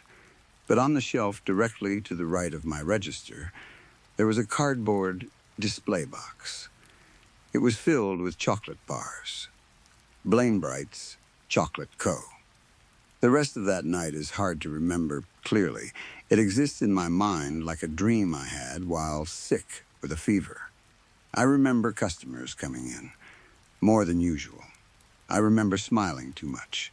I remember telling each person that there was a promotional deal and that they got 1 free chocolate bar with every purchase. I remember placing a bar into each bag, sometimes before I even finished scanning their groceries. I remember how happy people looked when they saw the wrapper. I remember the box slowly emptying. 1 bar gone, then another, then another. I remember feeling dread when the last chocolate bar left the shelf, not because I knew something was wrong, but because I knew I had failed to keep more of them. Most of all, I remember how much I loved Blainbright's chocolate. I loved the name. I loved the wrapper. I loved the clean little logo. I loved the thought of the old woman calling me a good boy. I wanted to work with Blame Brights for the rest of my life. I wanted to help them grow. I wanted everyone who entered the store to leave with their hands full of chocolate and their hearts full of gratitude. Then my shift ended. I went home, and when I woke up, most of the night was missing from my mind.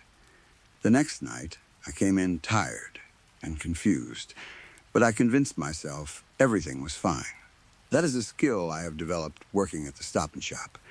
If you cannot convince yourself things are fine, you do not last long. I started my shift, trying not to think too hard about the strange empty box beside my register or the headache that formed whenever I tried to remember where it had come from. A woman came toward my register not long after midnight. Ethan. She shouted. I looked up. She was probably in her mid-20s. Her hair was messy. She wore a hoodie, sweatpants, and shoes that looked like she had put them on in a hurry. Her eyes were wide and restless, moving around the store before snapping back to me. She walked too fast, almost stumbling.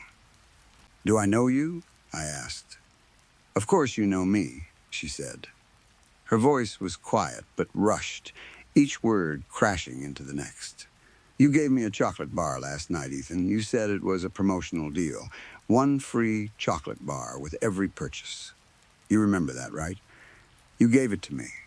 I tried to remember. The moment I focused on Monday night, pain stabbed through my head. It was sharp and immediate, right behind my eyes. I winced and grabbed the edge of the register. The woman snapped her fingers in my face. "Ethan." I looked at her again. She leaned in close, far too close. "I just need to know," she whispered. "Do you have any more?"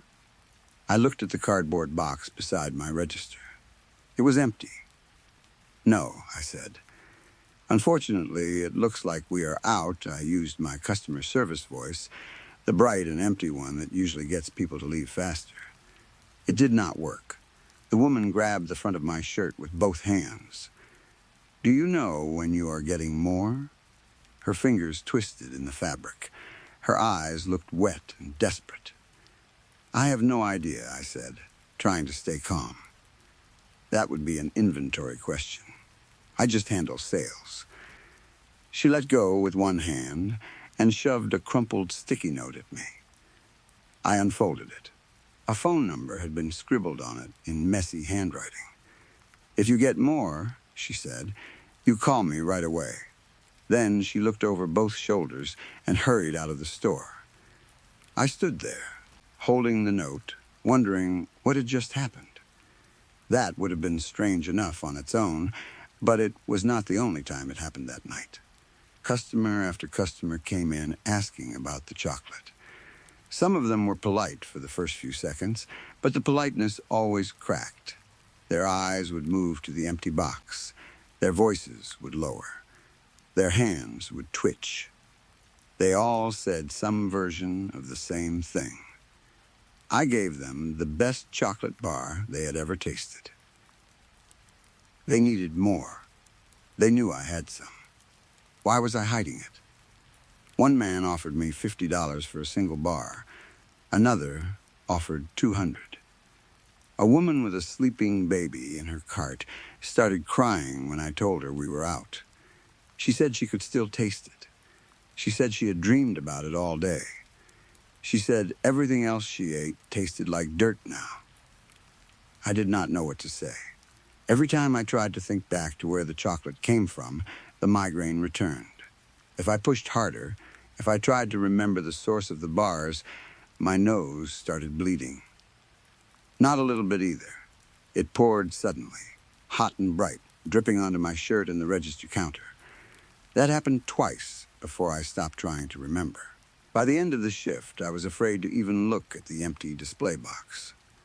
I went home with a headache, a pocket full of phone numbers from desperate strangers, and a terrible feeling that something had reached into my brain and rearranged the furniture. The next night, I tried to go in prepared. I told myself I would ignore the whole thing. I would not think about Blame Brights. I would not touch the box.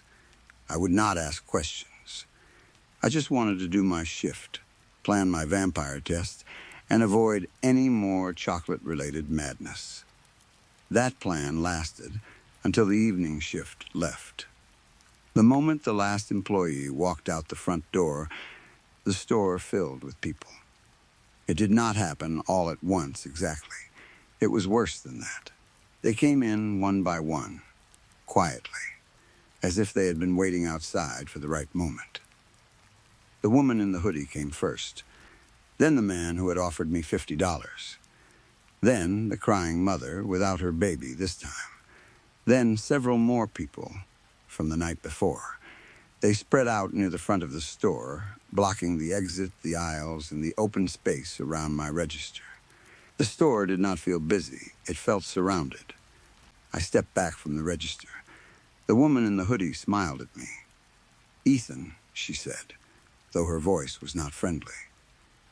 We talked about it together. We compared notes. The others nodded slowly. "We think you are keeping a very naughty secret from us," she continued. "We think you lied. You have the chocolate bars, and you want to hurt us by not giving them up.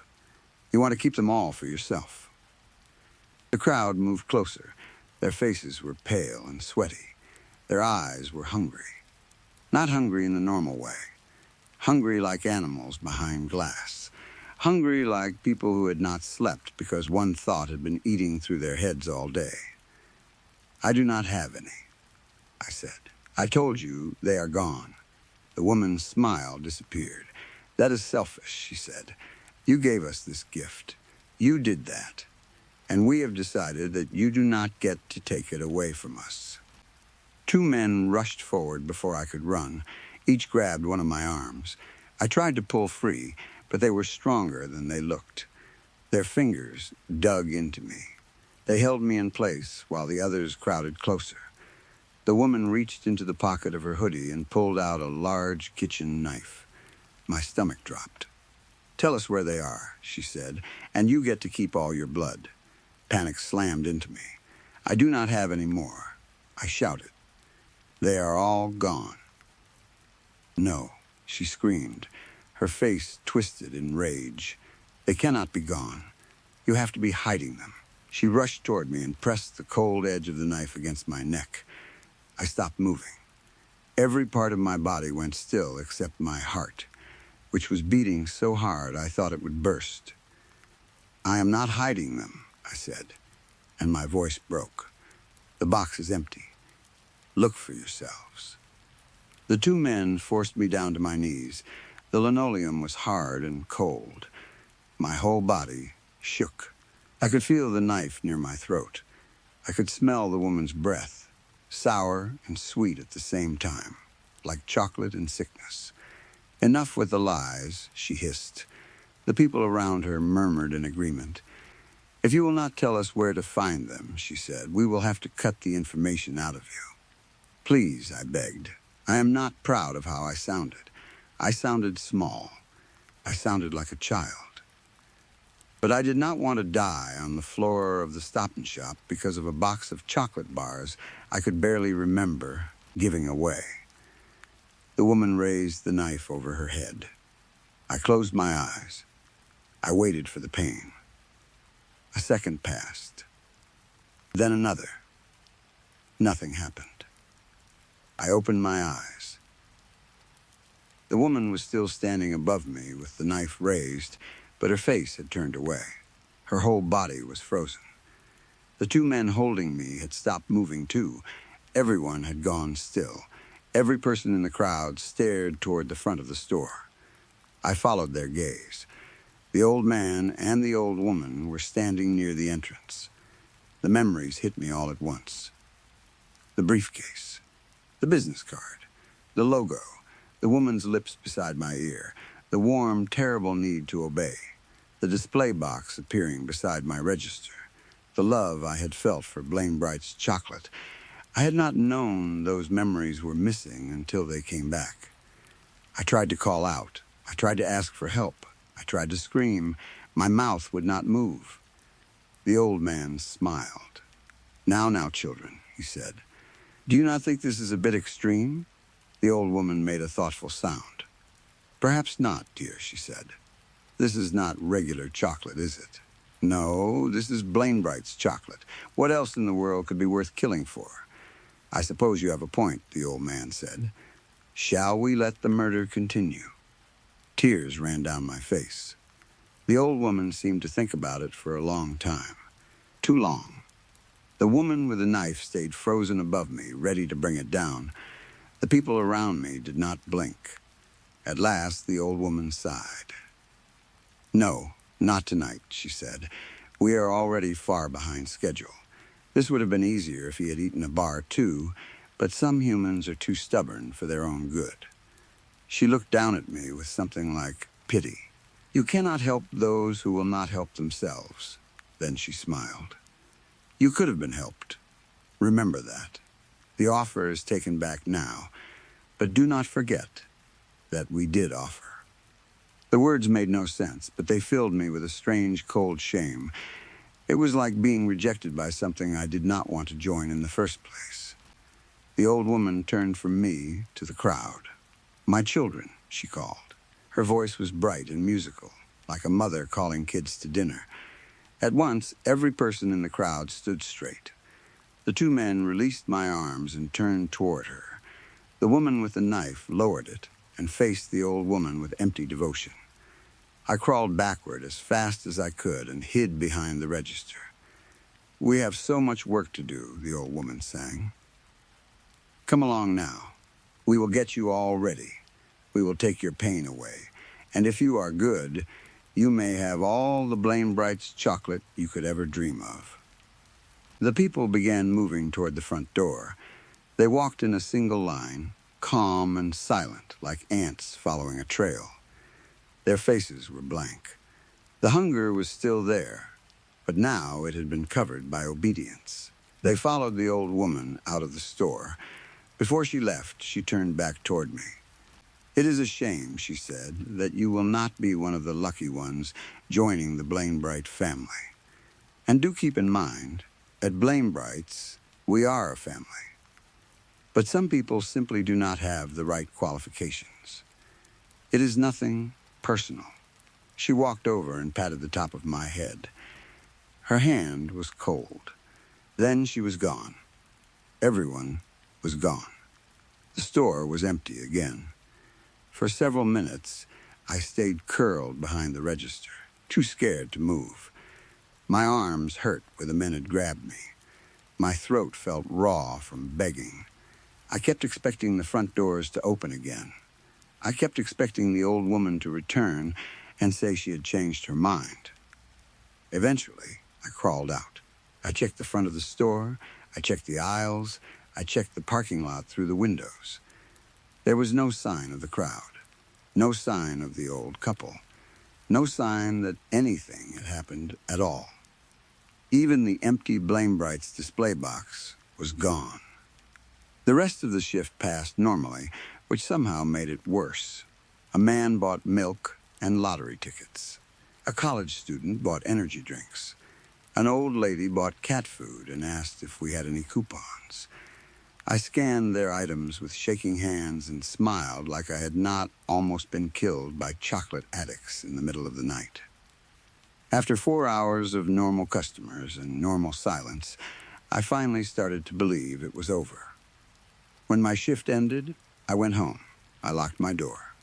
Then I collapsed into bed and cried until I could not breathe properly. I do not think I will ever eat a chocolate bar again. At least, that is what I told myself. But this morning, when I woke up, there was something on my nightstand. A business card. Thick white cardstock. Calm blue letters. A cartoon chocolate bar with a bite taken out of the corner. There was no name, no number, no address. Only the tagline on the back. Blainbright's, so good you can't help yourself. I threw it in the trash immediately. Then I threw the trash bag outside. Then I washed my hands until they hurt. But the problem is, I can still feel the card. I can feel it in the back of my neck, like a warm pressure asking me to look. I can smell chocolate in my apartment, even though there is none here.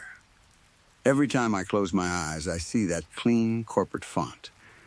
Every time my phone buzzes, I expect it to be one of those customers asking if I have more. And tonight is Thursday. The vampire will probably come in. I still have the crosses ready. I still plan to say, "Have a blessed night." I still want to know if he is what I think he is. But now I am worried about something else. What if he comes in and buys chocolate? What if he already knows about Blainbrights? What if vampires are not the worst customers we get after midnight? I guess I will find out soon. Story 5. My name is Jonathan Marley, and I am writing this as a warning to anyone in Crawford County who knows about Four-Horn Mountain. If you do not know the place, then this warning probably is not meant for you, but you can keep reading if you want. Maybe you will learn something. Maybe you will understand why some of us around here do not joke about that mountain, no matter how pretty it looks from a distance. This happened to me about 20 years ago, when I was 17 years old and stupid in the way only a 17-year-old can be. I was old enough to think I knew everything, but young enough to prove the opposite every chance I got. I thought I was tough. I thought I could handle the woods, the weather, the animals, and a weekend alone. I had grown up near Four-Horn Mountain, so in my mind that meant I understood it. I did not. The day I drove up there was warm and bright. The sun was shining so hard that the whole world looked clean. Birds were calling from the trees, insects were buzzing in the grass, and nearly every living thing seemed to be moving around in that easy summer way. Down in town, it felt like a perfect day.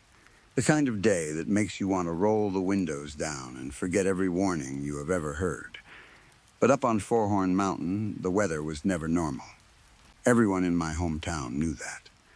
One minute, the air could feel like July, heavy and warm on your skin.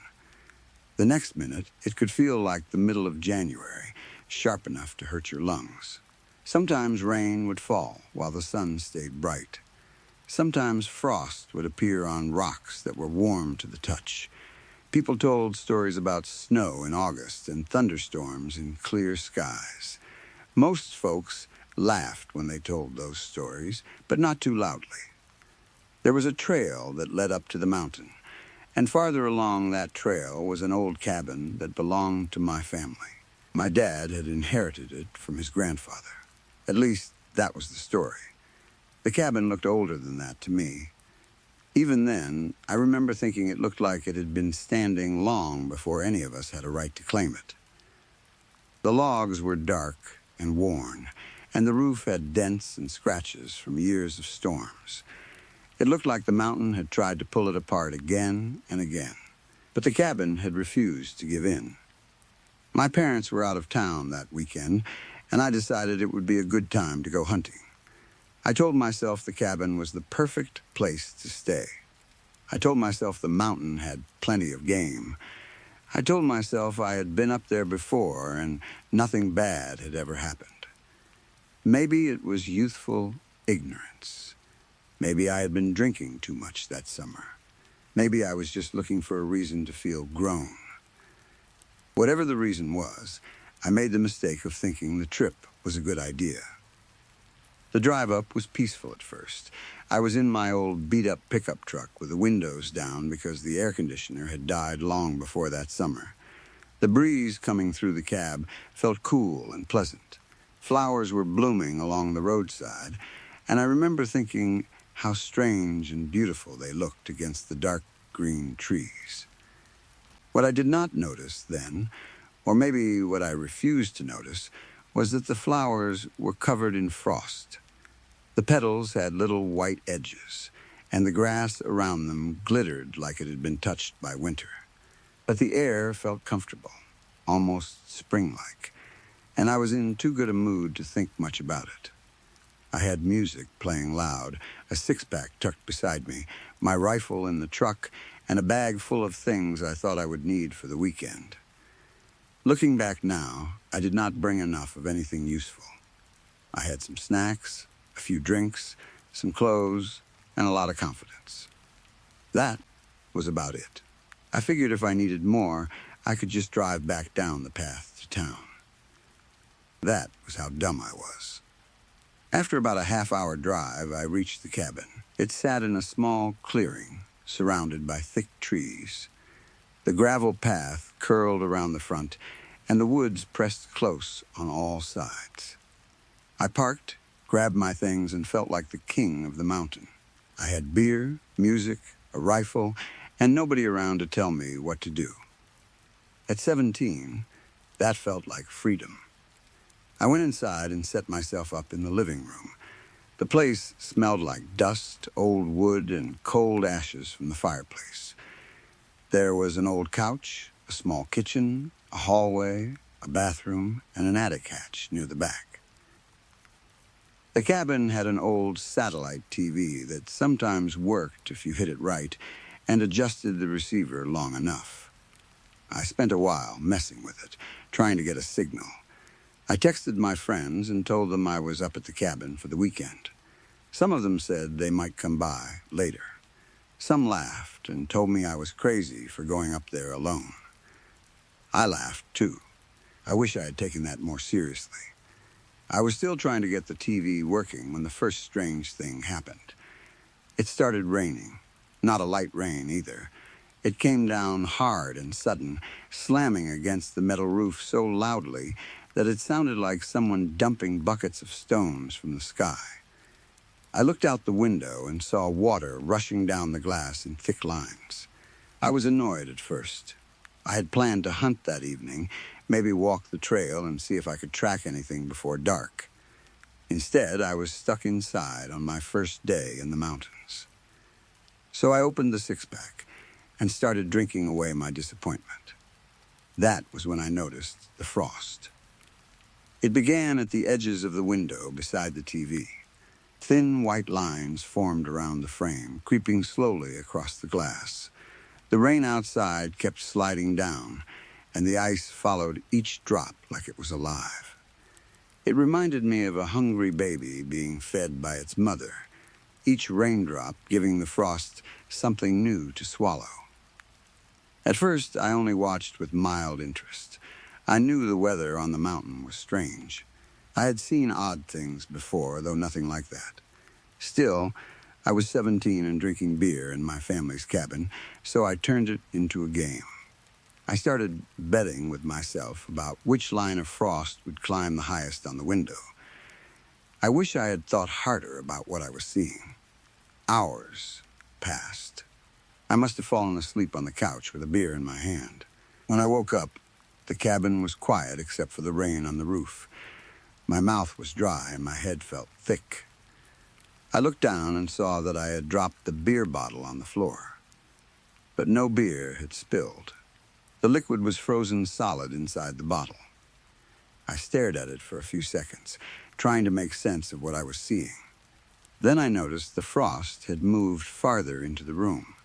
It had crawled from the window across the wall, down toward the couch and along the floor. A thin white trail had reached the place where my arm had been hanging off the couch with a bottle in my hand. The frost had stopped inches from my skin. I think that was when I first felt real fear, though I did not admit it to myself. I told myself the bottle must have fallen because my hand got cold. I told myself the frost had just spread through the damp wood. I told myself plenty of things that made no sense. The strangest part was that the room did not feel cold. It felt almost warm. Not summer hot, but soft and fresh, like spring air. If I had closed my eyes, I would not have believed there was ice in the room at all. Then I looked out the window. There was only snow, not rain, not wet ground. Snow, the clearing was covered in it. The trees were heavy with it. The truck outside looked like it had been parked there for days in a storm. Snow moved across the glass in thick white waves, though minutes before I had been listening to rain. I still did not panic. Not then. I had supplies, or at least I thought I did. I had a roof over my head. I had my rifle. I had my truck outside. In my mind, I was still safe. I was probably still half buzzed, too, so maybe that dulled my fear. Or maybe I am just making excuses for myself after all these years. The truth is, I could have left then. I probably could have made it down the path on foot if I had to. It would have been miserable, but I might have made it. But I stayed. That night, things got worse. The frost began creeping in from every opening in the cabin. It came from the windows, the doors, the cracks between the logs, and the corners of the floor. It moved slowly toward the center of the room, like it was searching for me. It did not spread like normal ice. It crawled in thin branches and white veins, growing and reaching as if it knew where warmth was hiding. The room still did not feel cold at first, and that made it more disturbing. I kept expecting the weather to shift again. I kept telling myself that in another hour it might be warm outside, or raining or dry. Four-Horn Mountain had weird weather. Everyone knew that. Maybe I was just seeing one of its stranger moods. But the frost kept coming. Soon I did not feel confident anymore. I walked to the front door and grabbed the handle. Pain shot through my hand so fast that I shouted and let go. The metal was covered in frost, and it was so cold it felt like it had bitten me. My palm burned and stung. I was lucky I did not lose skin from it. The door was no longer an option. That was when panic started to set in. I went to the nearest window. I was not stupid enough to touch the handle barehanded this time, so I grabbed my rifle and used the butt of it to push under the latch. I shoved and shoved, but the window would not move. It was frozen shut. Then I tried breaking it. I swung the rifle hard into the glass. The window cracked, and for one quick moment, I felt proud of myself. Then I realized the glass was not the real problem. Behind it was a thick sheet of ice. The window had cracked, but the ice behind it did not break. I hit it again. Nothing. I hit it harder. Still nothing. The fear became real then. It moved through me like electricity. I looked down and saw frost crawling up my boots. I jumped back so fast I tripped over the couch and landed hard on the floor. My heart was pounding. My hands were shaking. The frost on the floor kept moving toward me. I was stuck. I needed a plan. I needed tools. I needed anything that could get me out of there. I was not going to freeze to death in that cabin if I could help it. I started searching the place. The kitchen was already crawling with frost. The counters were white. The sink was coated. The cabinets near the walls were frozen shut. I used the rifle to pry open the ones I could. I found some water bottles, but they were frozen solid. I found rations, but they were stuck in ice. I found a bottle of whiskey in one of the cabinets, and I wish I could say I reached for food first, but I did not. I used the rifle to break the ice around the whiskey and carried it back to the warmer part of the living room. That was the kind of kid I was. I kept searching and found the attic hatch in the hallway. I pulled it down, and the ladder unfolded with a groan. It looked terrible. Old, broken, and barely hanging on. Some of the steps were cracked. Nails stuck out from the sides. Part of it wobbled just from being opened. It looked like a cruel joke in the middle of everything else. I was scared, but I was not desperate enough for that ladder yet. So I went back to the living room and drank some of the whiskey while the frost crept closer. The whiskey burned down my throat and made me feel warm for a little while. I sat there watching the white lines crawl across the floorboards, telling myself I still had time. But the cabin had another opening I had not thought about. The chimney. The second event came through there. At first, I heard a low rushing sound from the fireplace. Then a harsh wind blasted down the chimney, throwing wood ash out into the room. The fire had been dead, but ash and soot exploded into the air like a black cloud. I coughed and covered my face. Then the snow came. It blew straight down the chimney and into the living room. Not a little snow, a storm. It was like a blizzard had found a way to squeeze itself into the cabin. The wind screamed around the room, knocking over bottles, lifting papers, and sending ice crystals against my skin. The living room disappeared in white. The cold finally hit me for real. It was brutal. The wind cut through my clothes and made my bones ache. Tiny pieces of ice struck my face and arms, leaving little cuts. Wherever the ice cut me, frost started forming around the wounds. That sight nearly broke me. I grabbed what I could without thinking. The whiskey, my bag, the rifle, maybe a blanket. I do not remember everything. Then I ran for the attic ladder because it was the only place left to go. I made it halfway up the broken ladder when a nail stabbed into my leg. Pain shot through me. My foot slipped, and the ladder cracked.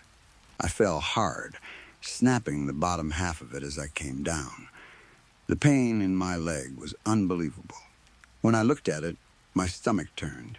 My lower leg had twisted in a direction it should never twist. The angle was wrong. The shape was wrong. Everything about it was wrong. Snow was building in the hallway now. Frost was spreading everywhere. The living room was gone behind a wall of white wind and ice. I had no choice. I forced myself up on that ruined leg. I screamed when I put weight on it. I grabbed what was left of the ladder and pulled myself upward, one painful inch at a time. The top half was still hanging from the hatch. Barely. I used my arms more than my legs, digging my fingers into the wood, dragging myself up while the broken bone in my leg screamed with every movement. Somehow, I made it into the attic. I slammed the hatch shut beneath me. For a moment, I felt relief. I felt proud. I felt like I had beaten the mountain. Then I felt cold. The attic was dark and cramped, full of old boxes, dust, and the smell of dry wood. The cuts on my arms and face were still burning, and I saw frost forming around them in thin white edges. I remembered the whiskey and grabbed it. My hands shook so badly, I almost dropped the bottle. I poured whiskey over the cuts. It burned like hell. I screamed so loudly that birds outside burst from the trees. The sound was sharp and wild, and for a second I barely recognized it as my own voice. But the whiskey worked. The frost around the cuts melted and pulled back. The wounds still hurt, but at least they were not freezing over anymore. My leg was a different problem. It was twisted badly. My foot was turned the wrong way.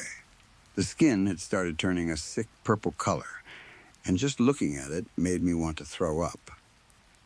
I lay there for a while, writhing in pain and feeling sorry for myself. I drank more whiskey to fight the pain, though I know now that was not smart.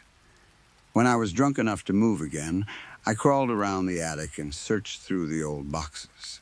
That was when I found the emergency supply box my father had left up there.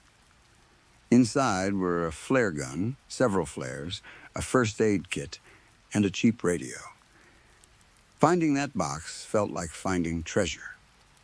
I pulled out the first aid kit and tried to set my leg. I did not know what I was doing. I had seen things in movies. I had heard stories. That was all. But the bone had to be straight enough for me to splint it, so I did what I had to do. I grabbed my leg. I pulled. The pain was so bad I thought I might die from it. It felt like I was twisting my own leg off. I cried. I screamed. I threw up all over myself. But somehow, I got it straighter than it had been. Then I wrapped it and made a rough splint with what I could find. It was not perfect, but it was enough. After that, I passed out. When I woke up, it was sometime the next day. I was lying on the attic floor, covered in sweat, vomit, dust, and dried blood. The whiskey had worn off, leaving me with a hangover, a broken leg, and pain that throbbed through my entire body. But the pain was not the worst thing. The frost had reached the attic. It was creeping in from every direction. It came from the hatch, from the small attic windows, from cracks in the walls, and even from the ceiling. Icicles had started forming above me, hanging down like teeth. I grabbed the radio. My fingers were stiff, and I fumbled with the buttons. I turned the dial, desperate for anything. Channel 1 gave me nothing, only static. The frost was moving closer. Channel 2 gave me nothing. My leg felt like it was on fire. Channel 3 gave me a voice. It was faint, broken by static, but it was there. I pressed the button and spoke as clearly as I could, though I was shaking so hard my teeth clicked. Please, someone, this is Jonathan Marley. I am trapped up in my dad's cabin on Four-Horn Mountain. My leg is broken. I can't get out. There's frost inside the cabin. It's closing in, and I don't know if I'm going to make it. Please, someone help me. I let go of the button and waited. Nothing answered.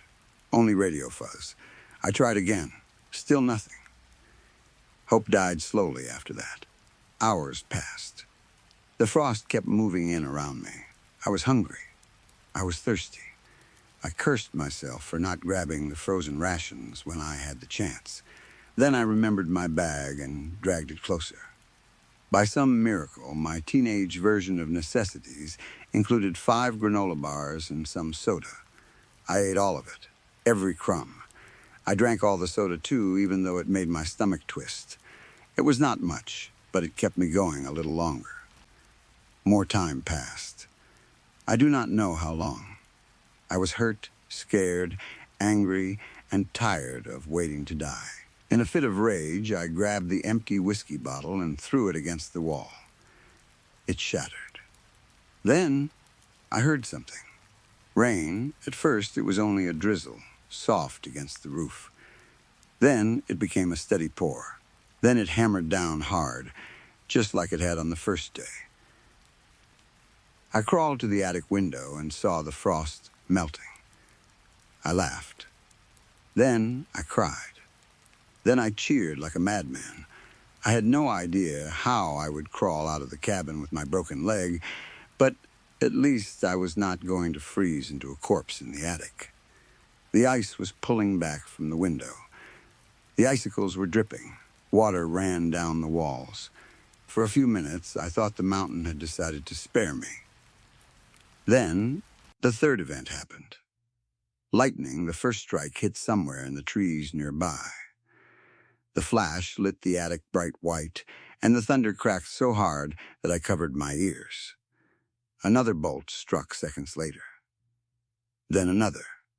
The storm was not moving away. It was gathering around the cabin. I told myself I would be safe inside. Then lightning hit the metal roof. The whole cabin shook. Another strike hit. Then another. Each one sounded like the sky was trying to split the cabin open. I smelled smoke before I saw fire. One of the strikes hit the wooden side of the cabin, and somewhere downstairs, flames caught. At first, I heard only crackling. Then the sound grew louder, spreading fast. Smoke pushed up through the cracks. Heat began to rise. The attic, which had been freezing not long before, became hot and choking. I crawled toward the attic window. It was the only way out. By the time I reached it, smoke was burning my eyes and throat. The fire had found the walls below. I could hear it moving, eating the old wood, climbing toward me. I smashed the attic window with my hands. Glass cut my palms and fingers, adding to the wounds I already had, but I did not care. I knocked away what shards I could and pulled myself toward the opening. Rain blew in my face. Smoke poured out around me.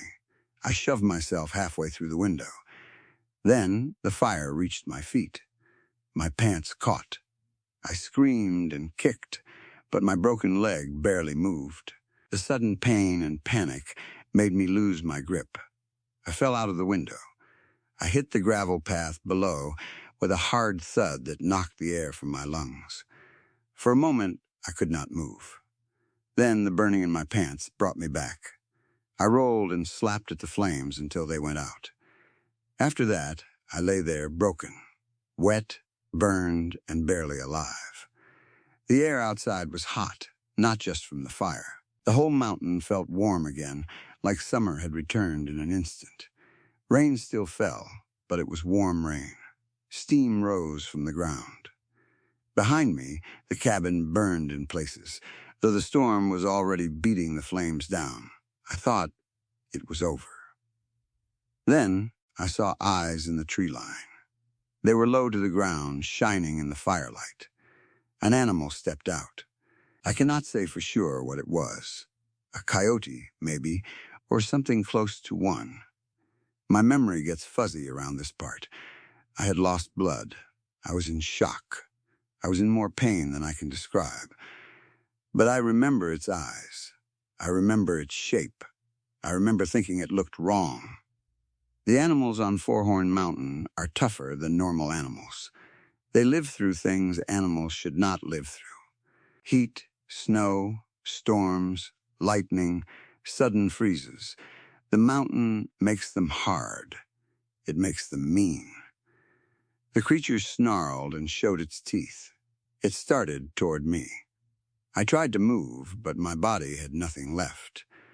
I had survived the frost, the blizzard inside the cabin, the broken leg, the fire, and the fall from the attic window.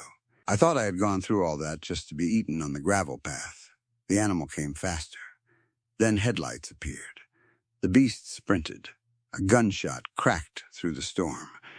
The animal stumbled but did not fall. Another shot hit it. Then another. It took 5 bullets before the thing finally dropped. I remember feeling relief so strong it almost hurt. My heart was racing, but I was alive. I saw someone running toward me through the rain. Then the world blurred.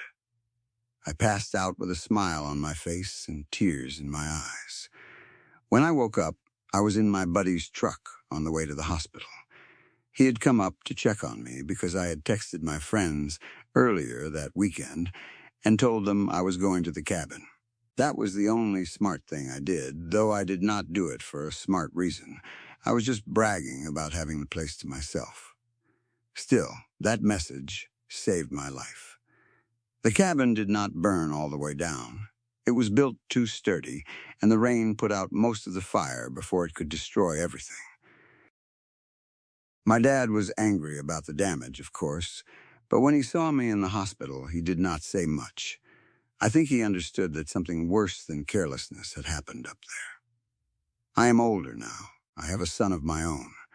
I have spent 20 years thinking about that weekend, and I still do not fully understand what happened. I do not know if Four-Horn Mountain has weather like nowhere else, or if something on that mountain wears the weather like skin. I do not know why the frost moved the way it did.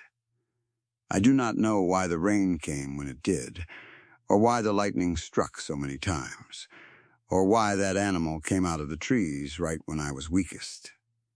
But I know this. The mountain gave me warnings before it tried to kill me. The frost on the flowers, the sudden rain, the ice on the window, the warm room with snow outside, the way the weather shifted too fast to be natural. I ignored all of it. Do not make my mistake. If you go up Four-Horn Mountain, pay attention. If you see anything too strange, leave immediately. Do not tell yourself it is normal, because people in Crawford County have always joked about weird weather up there. Do not go alone. Take more supplies than you think you need. Bring food, water, tools, a first aid kit, a radio, and someone who knows where you are. And take a jacket or two, because no matter what the season is down in town, it can get very cold up on that mountain.